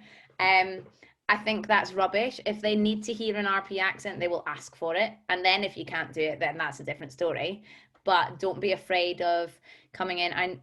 I think I did an acting through song workshop a while back, and there was someone Spanish, and they were like, "Oh, should I come in and should I put on an English accent straight away?" And the person was like, "Of course not. Yes, maybe you'll have to be able to sing in an English accent depending what the show is, but until you're doing your piece, you're just you, essentially. So go into the room as you." And same when you're meeting your agent, don't pretend to be something that you're not. Aoife. Yeah, actually a question about that, which you can all probably see that I love crazy hair. But I've always been told with all my colleges and whatever to in my second year of college, I had 7 different hair colors. It was blue, purple, blah, blah, blah. And any show that I've done though, I've worn a wig. So I'm does it matter? I was in a film, they put, and I always stop myself because I'm oh, I want blue hair, but I'm can't audition with blue hair. But then I'm but they're gonna stick me in a wig anyway. I'm kind of like, yeah, like, does that stuff really matter? Like, or should it? Because red was what my school kind of was like, that's the craziest you can go, because they're like, it's acceptably crazy. Like, it's bright, it's red, but it's not like too wacky. But yeah, so I don't know. I think it's slightly different for TV and film, because a lot of the time they're going to go more as you are.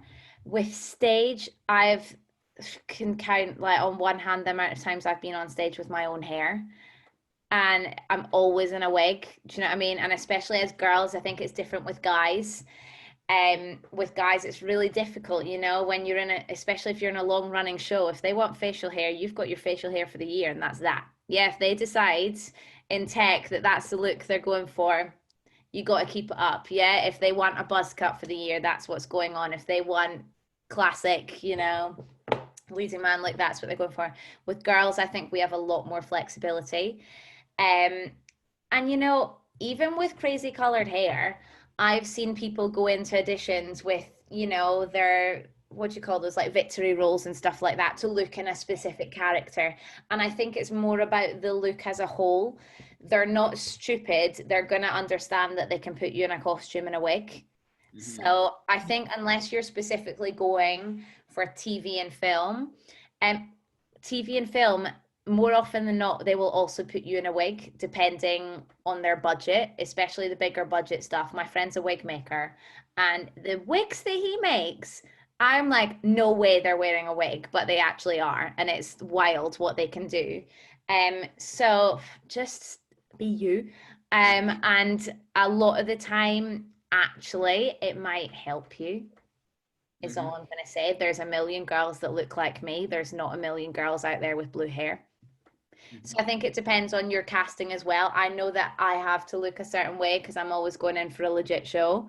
But other different styles of things, I think you can sort of play on it a little bit. But I think that's rubbish. You can kind of do what you want. And the worst case scenario, they're like, actually, we need you to dye it black for this, or we need you to dye it brown. And that's also something that comes in contracts as well. They can ask you to do your hair in a specific way, and they pay for the upkeep for the year. So yeah, don't let anyone tell you what to do. Before anyone else says anything, I just want to make sure we honor your time, Katie. So if you're happy to keep talking, please do. I'm done. I might get Mike to get me some more wine, but I'm all good. I'm done for the day. I'm on holiday. Well, I'm not going anywhere. As long as you guys have questions. If you want to say I can do one more question, just make sure you do that. Okay, sorry. James, do you want to say something? Yeah, it was just in response to that same point. So I think Katie again hit it on the head in regards to, I think it is at this point it's much more about how you do your, like, it's the style versus the color, I think. So like, I know, like, hair up, hair down, is it off, like how you style your hair specifically for that. I think we see it, me and Christy, when we've done auditions in the past, that you see it, like you see the look, I think, and it is normally based on the style, not based on the color.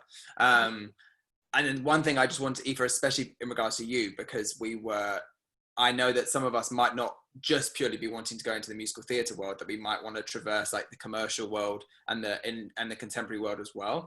So I just want to zip back slightly to the, I know this is kind of coming off agent slightly, but we've kind of digressed into this. In regards to show reels and dance reels, of not being afraid to have, because you don't have to put them all out there, but having style specific things as well. So I know, for example, when I first came out of college, I did a big diversion in my training. I went completely down the commercial contemporary route.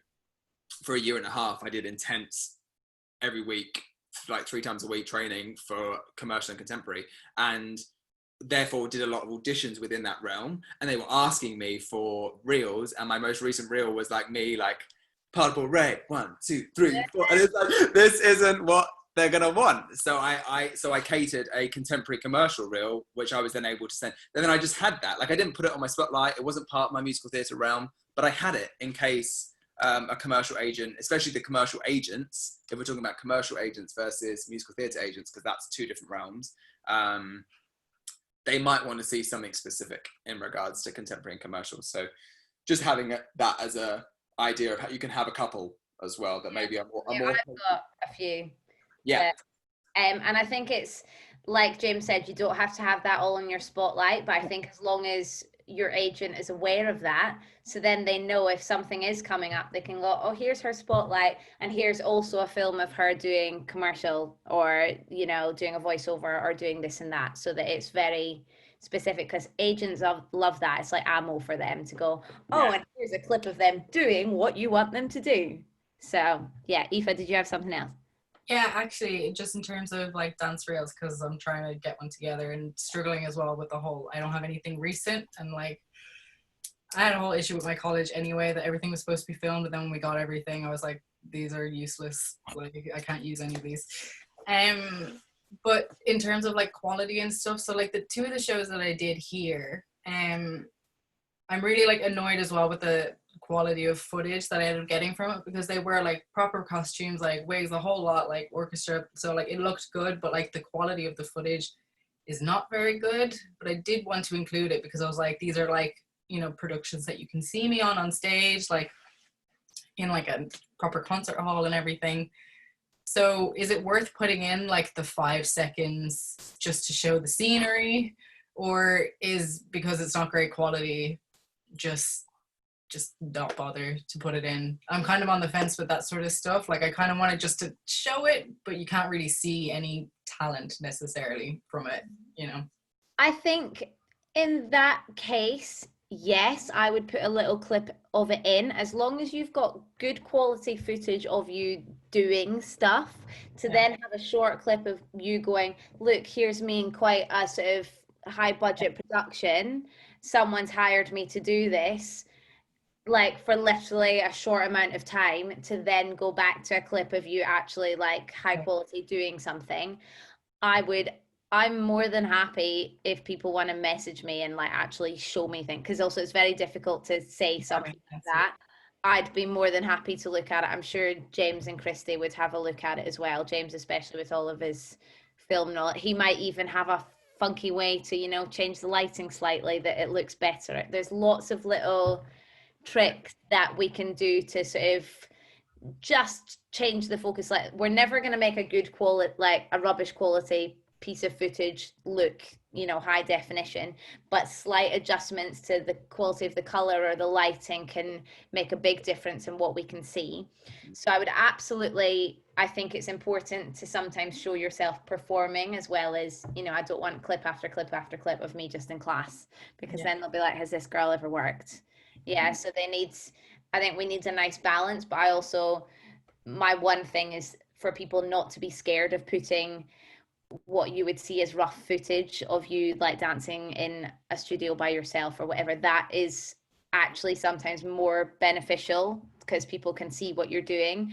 But I think we need a range of that as well. But people are often too scared to be like, oh my God, here's me dancing in the church hall down the road. I can't put that on because they're going to think that that's all I do and I've never been in a proper show.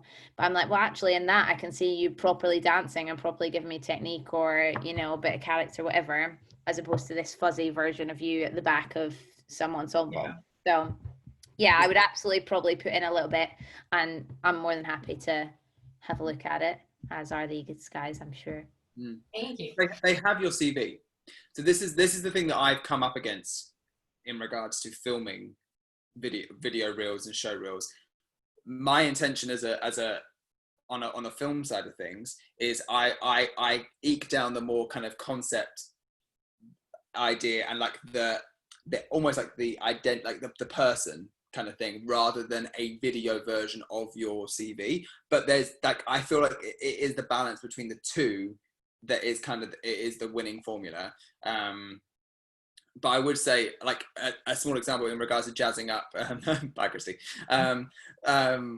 jazzing up bad quality videos. This is just a hack that I know, is increasing your contrast, so darken the shadows. Something that's big about, that looks like something is like fuzzy or but worse quality, is normally the pixels are really blown out. So bye Jess. Love you. Yeah, so darkening the shadows, because that makes everything look slightly more high def, is by darkening the shadows. And instead of bringing up the exposure, normally there's ways of like, you know, like highlights and shadows you see on Instagram. Like bringing up the highlights is when you bring up, like, so for example, I'm lucky I'm sitting in front of a window. So if I was to bring up my exposure, the whole thing would come up. It would pick up all of the white in the wall. It would pick up my, especially like the shine around here, it would pick it up. Whereas the highlight would just bring up the whiter areas or like the lighter areas, which would be better than blowing it out in exposure. Because then the more you blow it out in exposure, the more contrast you have to do. And then suddenly you have like a cartoon, which is not what you want. But it's, yeah, little things like that. And definitely that's another thing about editing your show reels together, finding some color consistency through your edits, because it can be quite jarring to go from like a black and white thing to then a color thing to then a thing to then a thing. I personally love black and white film, but that's more for the artist side rather than the like showreel side of things. But there's, again, if you look on YouTube, there's a clever button on iMovie that you're able to color match your previous slide. So like what you're on, if you like the color tones from your previous edit, you just color match it and it will do some adjusting to kind of make you look more consistent instead of like having a real juxtaposing quality throughout your show reel. So it's, yeah, it's little things like that. And I think if you're ever unsure about something in a show reel, give the show reel to someone that you trust will give you an honest opinion. It's very, like, I wouldn't give it to your best mate or to your mum or whatever, because they're just going to go, oh, that's great. Like, I mean, you've got people like me and James will be more than happy to look at it, but someone that you would think would respect you enough to give you an honest opinion. I think something that looks right to me, especially if you've been editing a video, I know that I get like this and I like watch it over and over again and it looks right to you, and then sometimes you leave it and the next day and you're like, oh god, like that transition's awful, or why did I put that clip after there, or whatever. Giving it to someone to have a proper look over, because I think when you're looking at something fresh, it's very easy to go, oh, that transition was a bit dodgy, or oh, that came out of nowhere. And, you know, so I think as much as we can do all the work ourselves, asking for advice and asking for opinion on it, because having fresh eyes on something, because that's how it's going to be seen, isn't it? So if then someone goes, oh, there was like that 5 seconds in the middle where there was that fuzzy quality and I couldn't really tell what was going on, then you go, oh, well, might as well bin it. But if no one says anything about it, then you're like, okay, good to go. Yeah, does that help? Yeah. Anyone else? Georgia. Do you have any thoughts on what music you should put on alongside it? Because I feel like that can obviously set the tone for the whole thing you're presenting, so that's obviously quite important.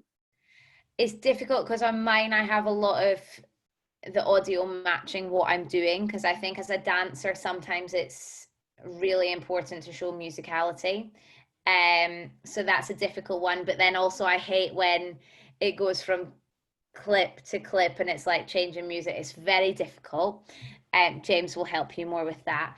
If you are doing an overrunning sort of audio, you know, you have to, I get gut feelings when I like listen to song. I had to do a trailer recently for my online ballet class and I was like, oh my god, I hate this so much.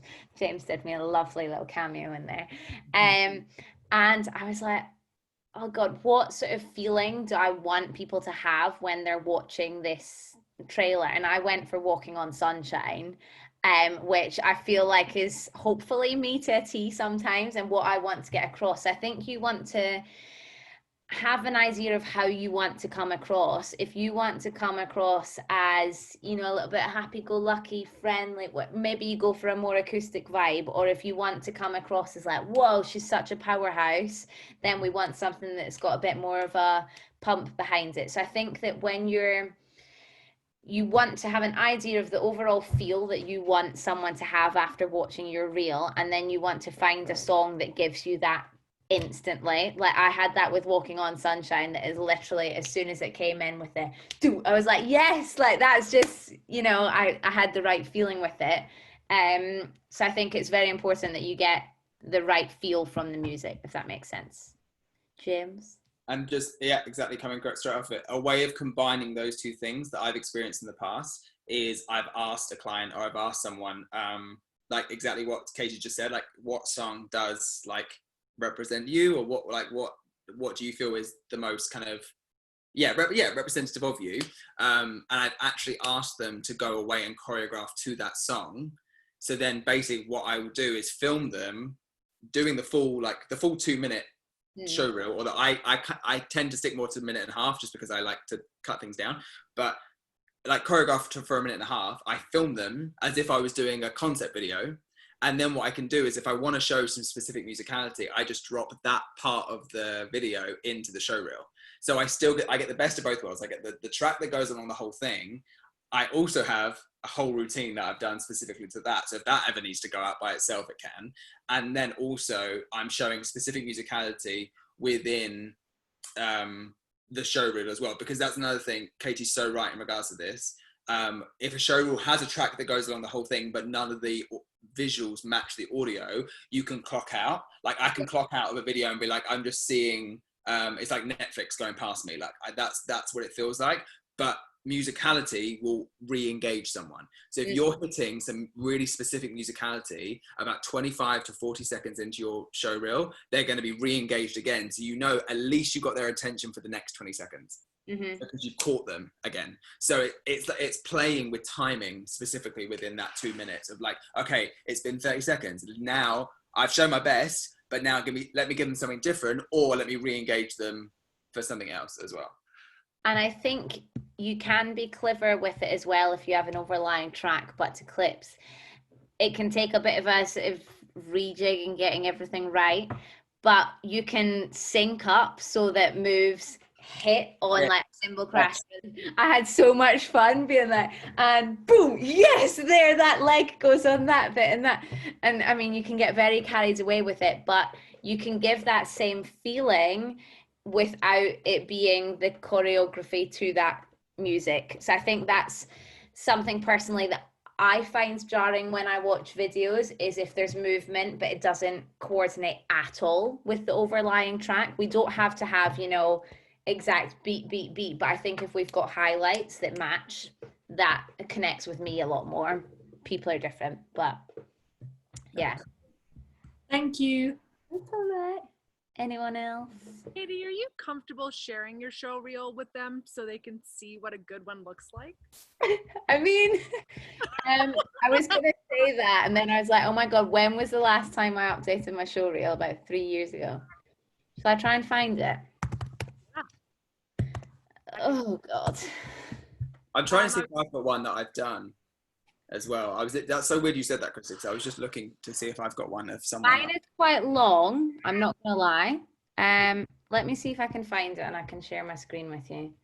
Katie, I don't know, while you're doing that, I don't know if you have done this as well. I can't remember where I learned this from, but I know on my CV, depending on what I'm auditioning for the people that want to do more than one thing, categories and stuff, when I'm going into a theater audition, I always move my theater credits to be the first thing listed, and then film and commercial and stuff is second. But if I'm going in for a more commercial audition or film and television, I move those credits up. You know how you like section off your CV, guys? When you're going into an audition, Katie, have you done this, or do you agree with this? I always move whatever job I'm auditioning for, I put those similar credits at the top. So if it's MT, if it's stage, if it's whatever, I list those first at the top, and then everything underneath. And then if it's more film and television, I just switch it. I'm lucky that my agent does a lot of that for me, but I know that he's edited things around. Also, my height, I'm a bit of a funny one in that I can look quite tall because of my proportions, but I'm also not that tall. So depending sometimes what I'm going in for, that height changes 1 or 2 inches. Shall I? Oh my God, I feel very vulnerable showing you this, but I'm gonna do it anyway. This is old, guys. Yeah. This is a long time ago. I think that there's going to be singing on there that I'm not going to be happy with, but I'm not going to say that. That was a long time ago. Okay. God, this is... Eva, I was also going to say to you about... we can watch it now. Sorry. Yeah. Where's my popcorn? You can also see, this is my spotlight at the moment. So can you see that I've got different categories here. Yeah. Oh, my agent's put my ballet back on there. That's interesting. Can you see that I've got all my highly skilled? Oh my God, I really need to update this. It's really quite old. But I've got quite a lot of asterisks on there. Mm-hmm. Yes. And then I've got quite a few different photos of me doing different things. But like I said, you lead with your kind of... Oh, that third photo. The best. Right. Oh my God, this is terrifying. Can we make this big? Can we all see this? Oh, Yeah. it's gonna Yeah. stay small. But... Yay! Oh no, here we go. Oh my God, this is terrifying. This is old. Can't remember what's in this. I mean, Leg. Nah, shut up.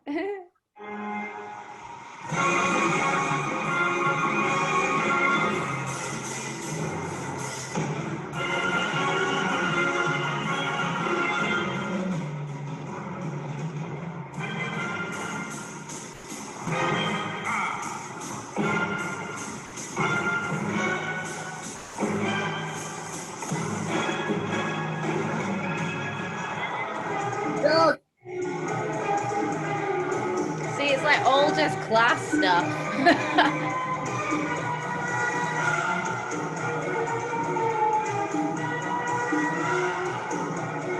Fringe. I know the fringe is so old. I love it.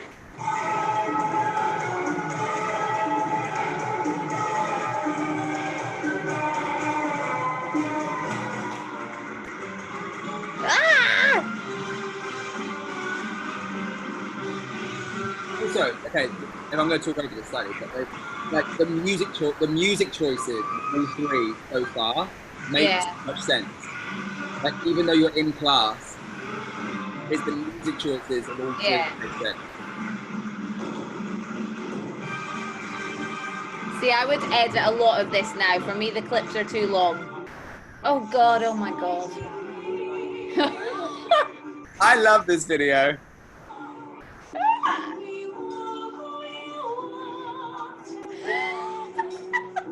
What's up, Brato?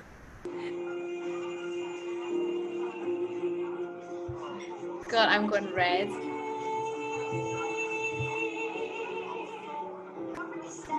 But this was filmed on an iPhone, do you know what I mean? It doesn't matter that it's rubbish quality. Actually, my fiance filmed that 3 weeks into us dating. That was around the show, wasn't it? Oh my God. This is also better now.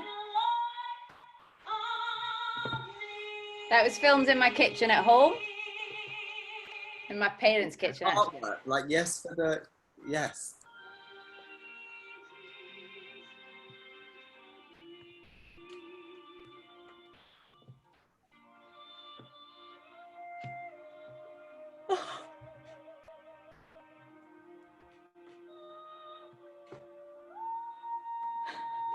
Yes, top note! Dang it! I'm getting so embarrassed. I mean, it's quite long, this. I would really edit this nowadays. And then I went with a bit more show choreo. Yeah, did you have to get permission to get the show footage? No, that's This also is very dodgy, illegal versions. No, but it's More class, but different style. and it's where we dance. Exactly. Like, it's where we dance. Oh my God, this is me at 19, guys. 11 years ago. Graduate performance. So then I was like, look, I can still do ballet if you really want me to, but I put it right at the end of the show reel so that they don't see that first. Yeah. Oh my God. I miss pineapple. I mean, see how shit this quality is. Like, whatever, but I've gone, look, I can do a pirouette on point for you. Yeah. And then a bit more like actual high quality.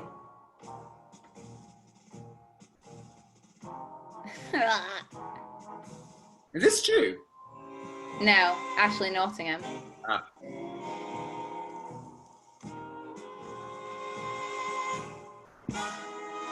What's been nearly done? Oh yeah, and then this is just me being a bit sillier then.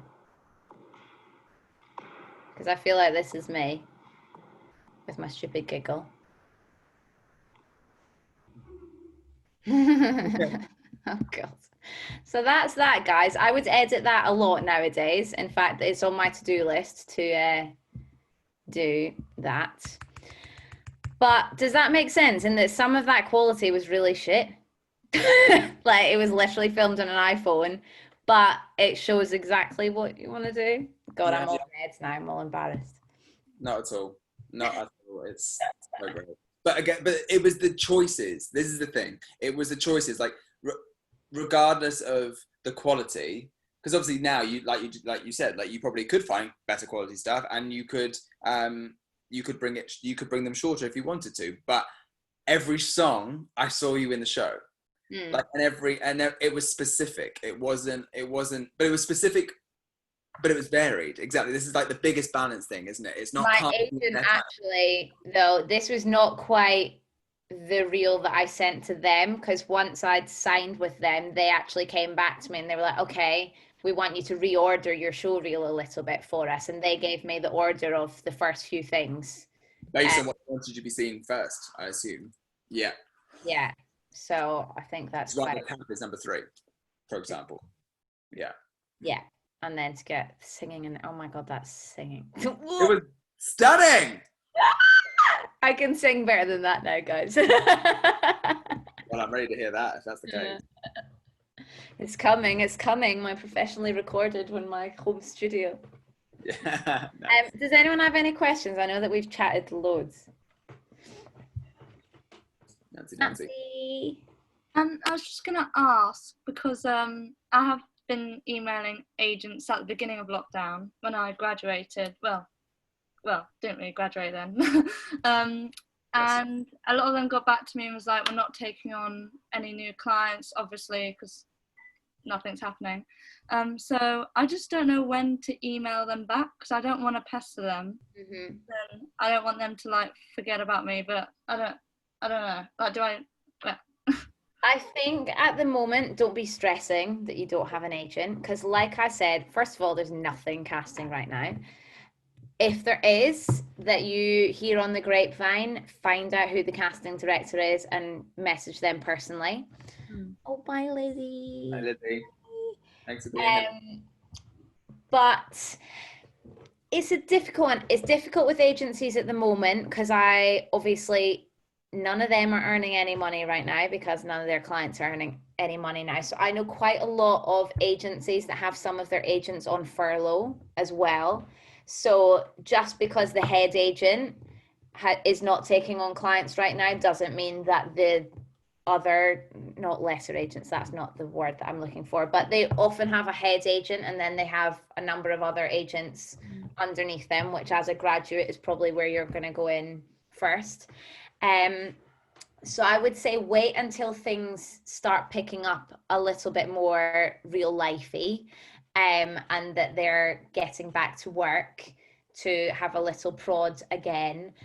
But it's a difficult one, because I kind of always say to people, a lot of agents will use the excuse, we're not taking anyone on right now, or our books are full. It's kind of a bit of a scapegoat for them to just not give proper feedback as well, because I truly believe that if it's the right agent for you at the time and they think you're the right fit, they're gonna make room for you. Yeah. And that sounds like I'm being really negative. I'm not being like, oh, you're not good enough for these agents. That's absolutely not what this is.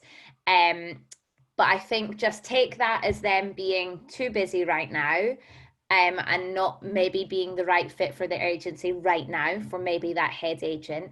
Definitely get in touch again in the future. But I just always believe that if it's the right person for you and you're the right fit for them, they're going to make room for you regardless. So I know that sometimes it's an easy way for them to give you a little bit of a, no, sorry, we're not interested right now, without sort of actually having to put detail into it and being like, oh, I'm sorry, your singing's not up to scratch for us, or we need more credits, or this or that, which I wish the agents would, because sometimes that would help us, but they also have no time. Yeah. And I think we have to remember that agents are still people too, and they're not purposely, although it can feel really quite like a dig at you when someone doesn't get back to you, or when they send you a bit of a blanket email to sort of brush you off, it's not them being mean or difficult about it. It's just because they don't have the time and the capacity. They've got so much going on, and if they were to sit and reply to every single person that submitted to them, you know, they wouldn't have time to actually look after their clients and get people jobs. So I would absolutely prod again. How many agents would you say you got in touch with, roughly? Probably about 10. Okay, I would be like getting 5 times that. Yeah. Okay. I'll update my list that I sent to Christy, because there's a lot more nowadays than that was a few years ago. Yeah, you just have to be getting out to everyone. And although I think, especially coming from colleges, like James said, they have their sort of top agencies that they think are the good ones. Yeah. You know, all these people can get you in the room for an audition. Yeah. Every agent has successful clients. So I think we sometimes need to broaden our horizons a little bit. And actually the smaller agencies are maybe where you're going to get more personal attention, because if these big agencies are taking on 20 new graduates, you know, probably a few of them will look just like you and have the same skill set as you. So are they going to be able to push for all of you to get in the room? Whereas if you're the one person that they have, then, you know, so it's all a bit hit and miss. That's a very, very long-winded answer. Absolutely get in touch. Wait for life to get a little bit back to normal. I think there's no pressure for you to be finding someone amazing right now. Yeah. If you hear of something on the grapevine that's casting, find out who's casting it, get in touch with them. Yes. Yeah. Does that make sense? Yeah, that does. Thank you. Anyone else? You're lovely, guys. Katie, you're wonderful. Thank you. We always hit the 2-hour mark with like no issue. Like I was like, oh my God, I'm going to speak for 20 minutes and then everyone's going to be like. Not at all. But like, also, it's funny because we were actually having this conversation like within this conversation. But sometimes we go into agent meetings, like that's where Katie was like, bring your notes, like write the questions that you want to say, because there's nothing worse than leaving a meeting and be like, oh, I wish I asked that question, or I wish I did. So, but I'm going to employ that point now. Like if something comes up in the next 24 hours as you absorb and reflect on this, it's Frank, yes. There he is, the puppy. Yeah, as you're reflecting and like processing all this information, if anything pops up, just shoot us an email and I'll forward it on to Katie if it's Katie specific. But yeah, because sometimes like it can come up in reflection post this, when you actually then bring all your stuff back out and go, right, here's my knowledge, let me look at what I have and figure it out. And I think it's very important to remember that signing with an agent is a business negotiation. So you need to know all those terms before you sign that bit of paper. Yeah. Lots of things with commission and stuff like that. People have different rates of commission. The number one thing about an agent is you should never be paying them unless it is out of salary of a job that they have got you. Yeah. There are lots of agencies nowadays, that you pay to be on their books. What is the point of them working to get you a job if they've got money coming in from you every month? Yeah. So yeah, I absolutely believe that you shouldn't be paying an agent unless it's through a job that they've got you. Even now, I've had jobs that I've got through connections from people I've worked with.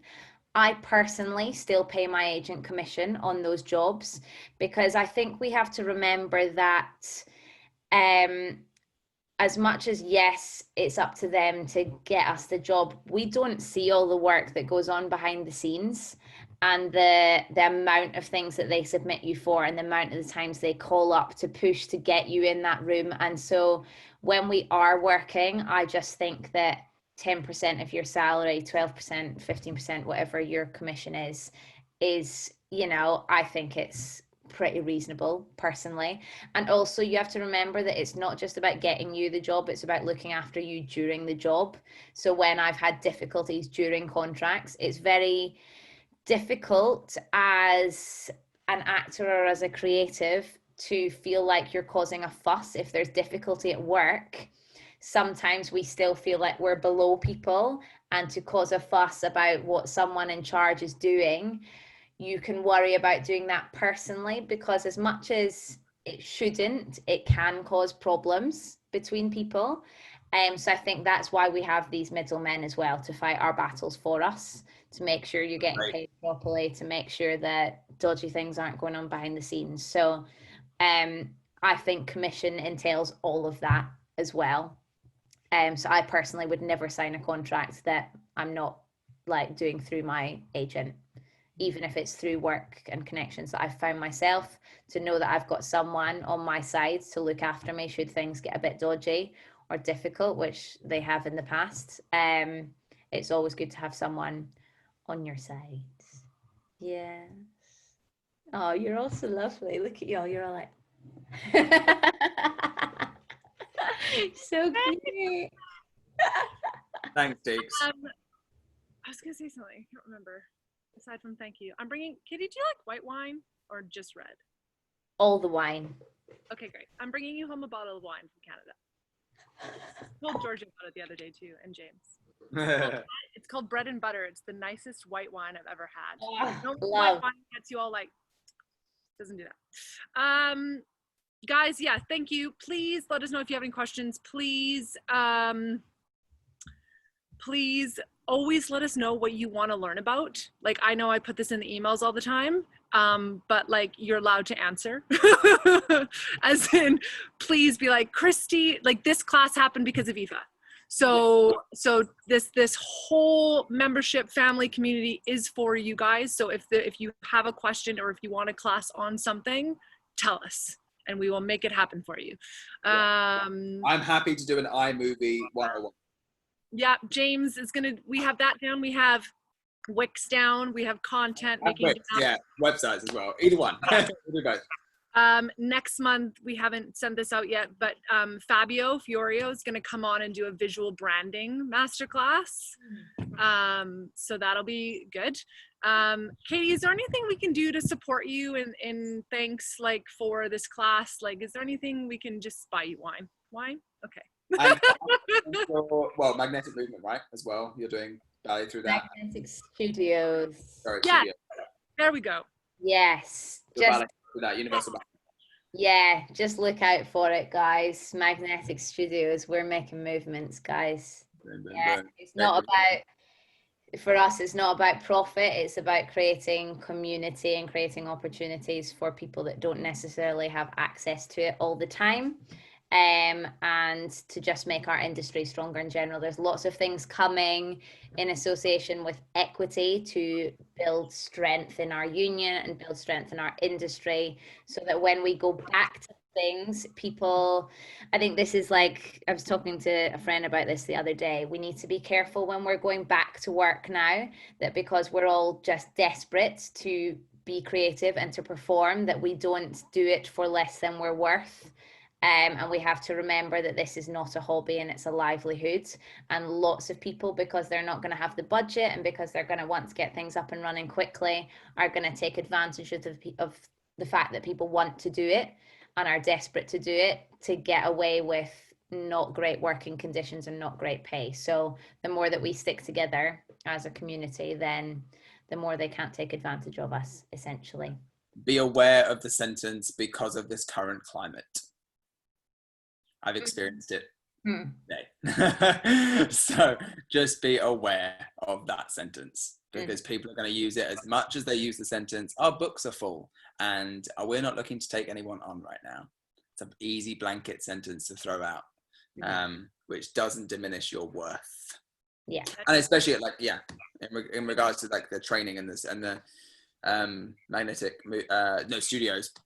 Especially because we're now seeing like the upcoming of like our studios coming back. Like, guys, I have Pineapple next week and I'm stressing out. Yeah, it's like, but also like, the department's always like, okay, so where have you been, guys? Like, we're ready. Like, let's go. So I'm hoping that we get the same support in our training environments as we do in our professional environments as well, because I think that's a big thing. So just keep an eye on as well. hold yourself respectable, guys. Yeah. We And got we're you. hoping that, we're hoping August is going to be our last dance class, our last virtual dance class. We're hoping that as of September we can return to Jackson's Lane Yeah. and dance 6 feet apart because the room is so huge. Yeah. But we will, right? So maybe, James, we don't do partnering for our first masterclass. Fine. Yeah. But we will. I want to continue to have these classes still, whether or not we do them like in person sometimes or online sometimes. But I'm enjoying. I don't know about you guys, but I'm enjoying the trilogy of having something for my mental stability, but also something to move our business career forward, and then also just dancing. So this kind of was birthed out of this COVID environment, but I think it's important to be able to have these conversations that we all want to know the information, but we feel like all these conversations happen behind closed doors. And so we're going to make that closed door for you and give it to you. So we'll keep doing that throughout the new normal, I guess. And everyone, yeah, buy Katie wine. Thanks, Katie. But honestly, guys, most of you know my social media, so just drop me a message. I'm pretty shit at getting back to messages quickly, but I will reply when I have time. Yes. Yeah, I section out. If you don't catch me on my half an hour of message replying, you have to wait 24 to 40 hours. Yeah. This is why Katie's epic. Not only is she someone we can all inspire to learn from, but not only is she a faculty member, she is a paying House of Jazz member. Like, if I knew she was going to do that, I wouldn't. There's no way I would have let her. She's like, no. I get so much out of this community. I want to invest back into it. She comes to the other classes. Like, that's the kind of educator I think we all aspire to be. Is you never stop learning. Mm-hmm. I don't want to let you pay, but whatever. So yeah, she's dope. I'm gonna stop embarrassing her. Guys, it was nice to see your faces. Yeah. To our new friends. Helena, have I ever like seen your face? I don't know if I have. Hello. Hi. Yeah, we'll see you, whoever's joining us on Wednesday with Raph. Yeah, it's Rafaela. Yeah, Raph's coming again on Wednesday. She's gonna, I think 5 again, UK time. We'll record it. She took a year out of the industry, maybe more, Katie. I can't remember. Was it more than that? A little bit more? So she's like, I'd love to speak to everybody about kind of re-entering the industry. Not that none of us chose to leave. It's a little bit different scenario, but she has experience in this. So she wanted to come on and talk to you guys. So that's what we'll be doing on Wednesday. Yeah. I think that's really important. Like I said earlier, I did this little bit of like socially distanced filming the other week, and it was absolutely exhausting being around other people's energy, and it was lovely, and it was the loveliest group of people, but I literally got home that night and I was like, oh my God, because it was so exhausting having, this is lovely, but we don't feed off the physical energy of people, and I think that's going to be quite overwhelming when everyone's kind of ready to go, and as soon as those doors open, we're all going to be there, and it can be a lot for us, I think. So that'll be very important. And Raph is amazing, and I love her. Yeah. We're lucky. Okay, I'll play you out. Oh yes. I don't know if I have it on my phone. I don't know if you. I didn't find it on my thing.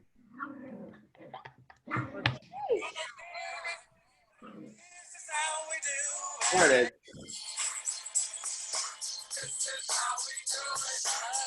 Okay, bye, friends. Bye, Love Dave. you all. Emma, say hi to your family for me, please. Thank you. Bye. No worries. Bye bye. So long. Farewell. Goodbye.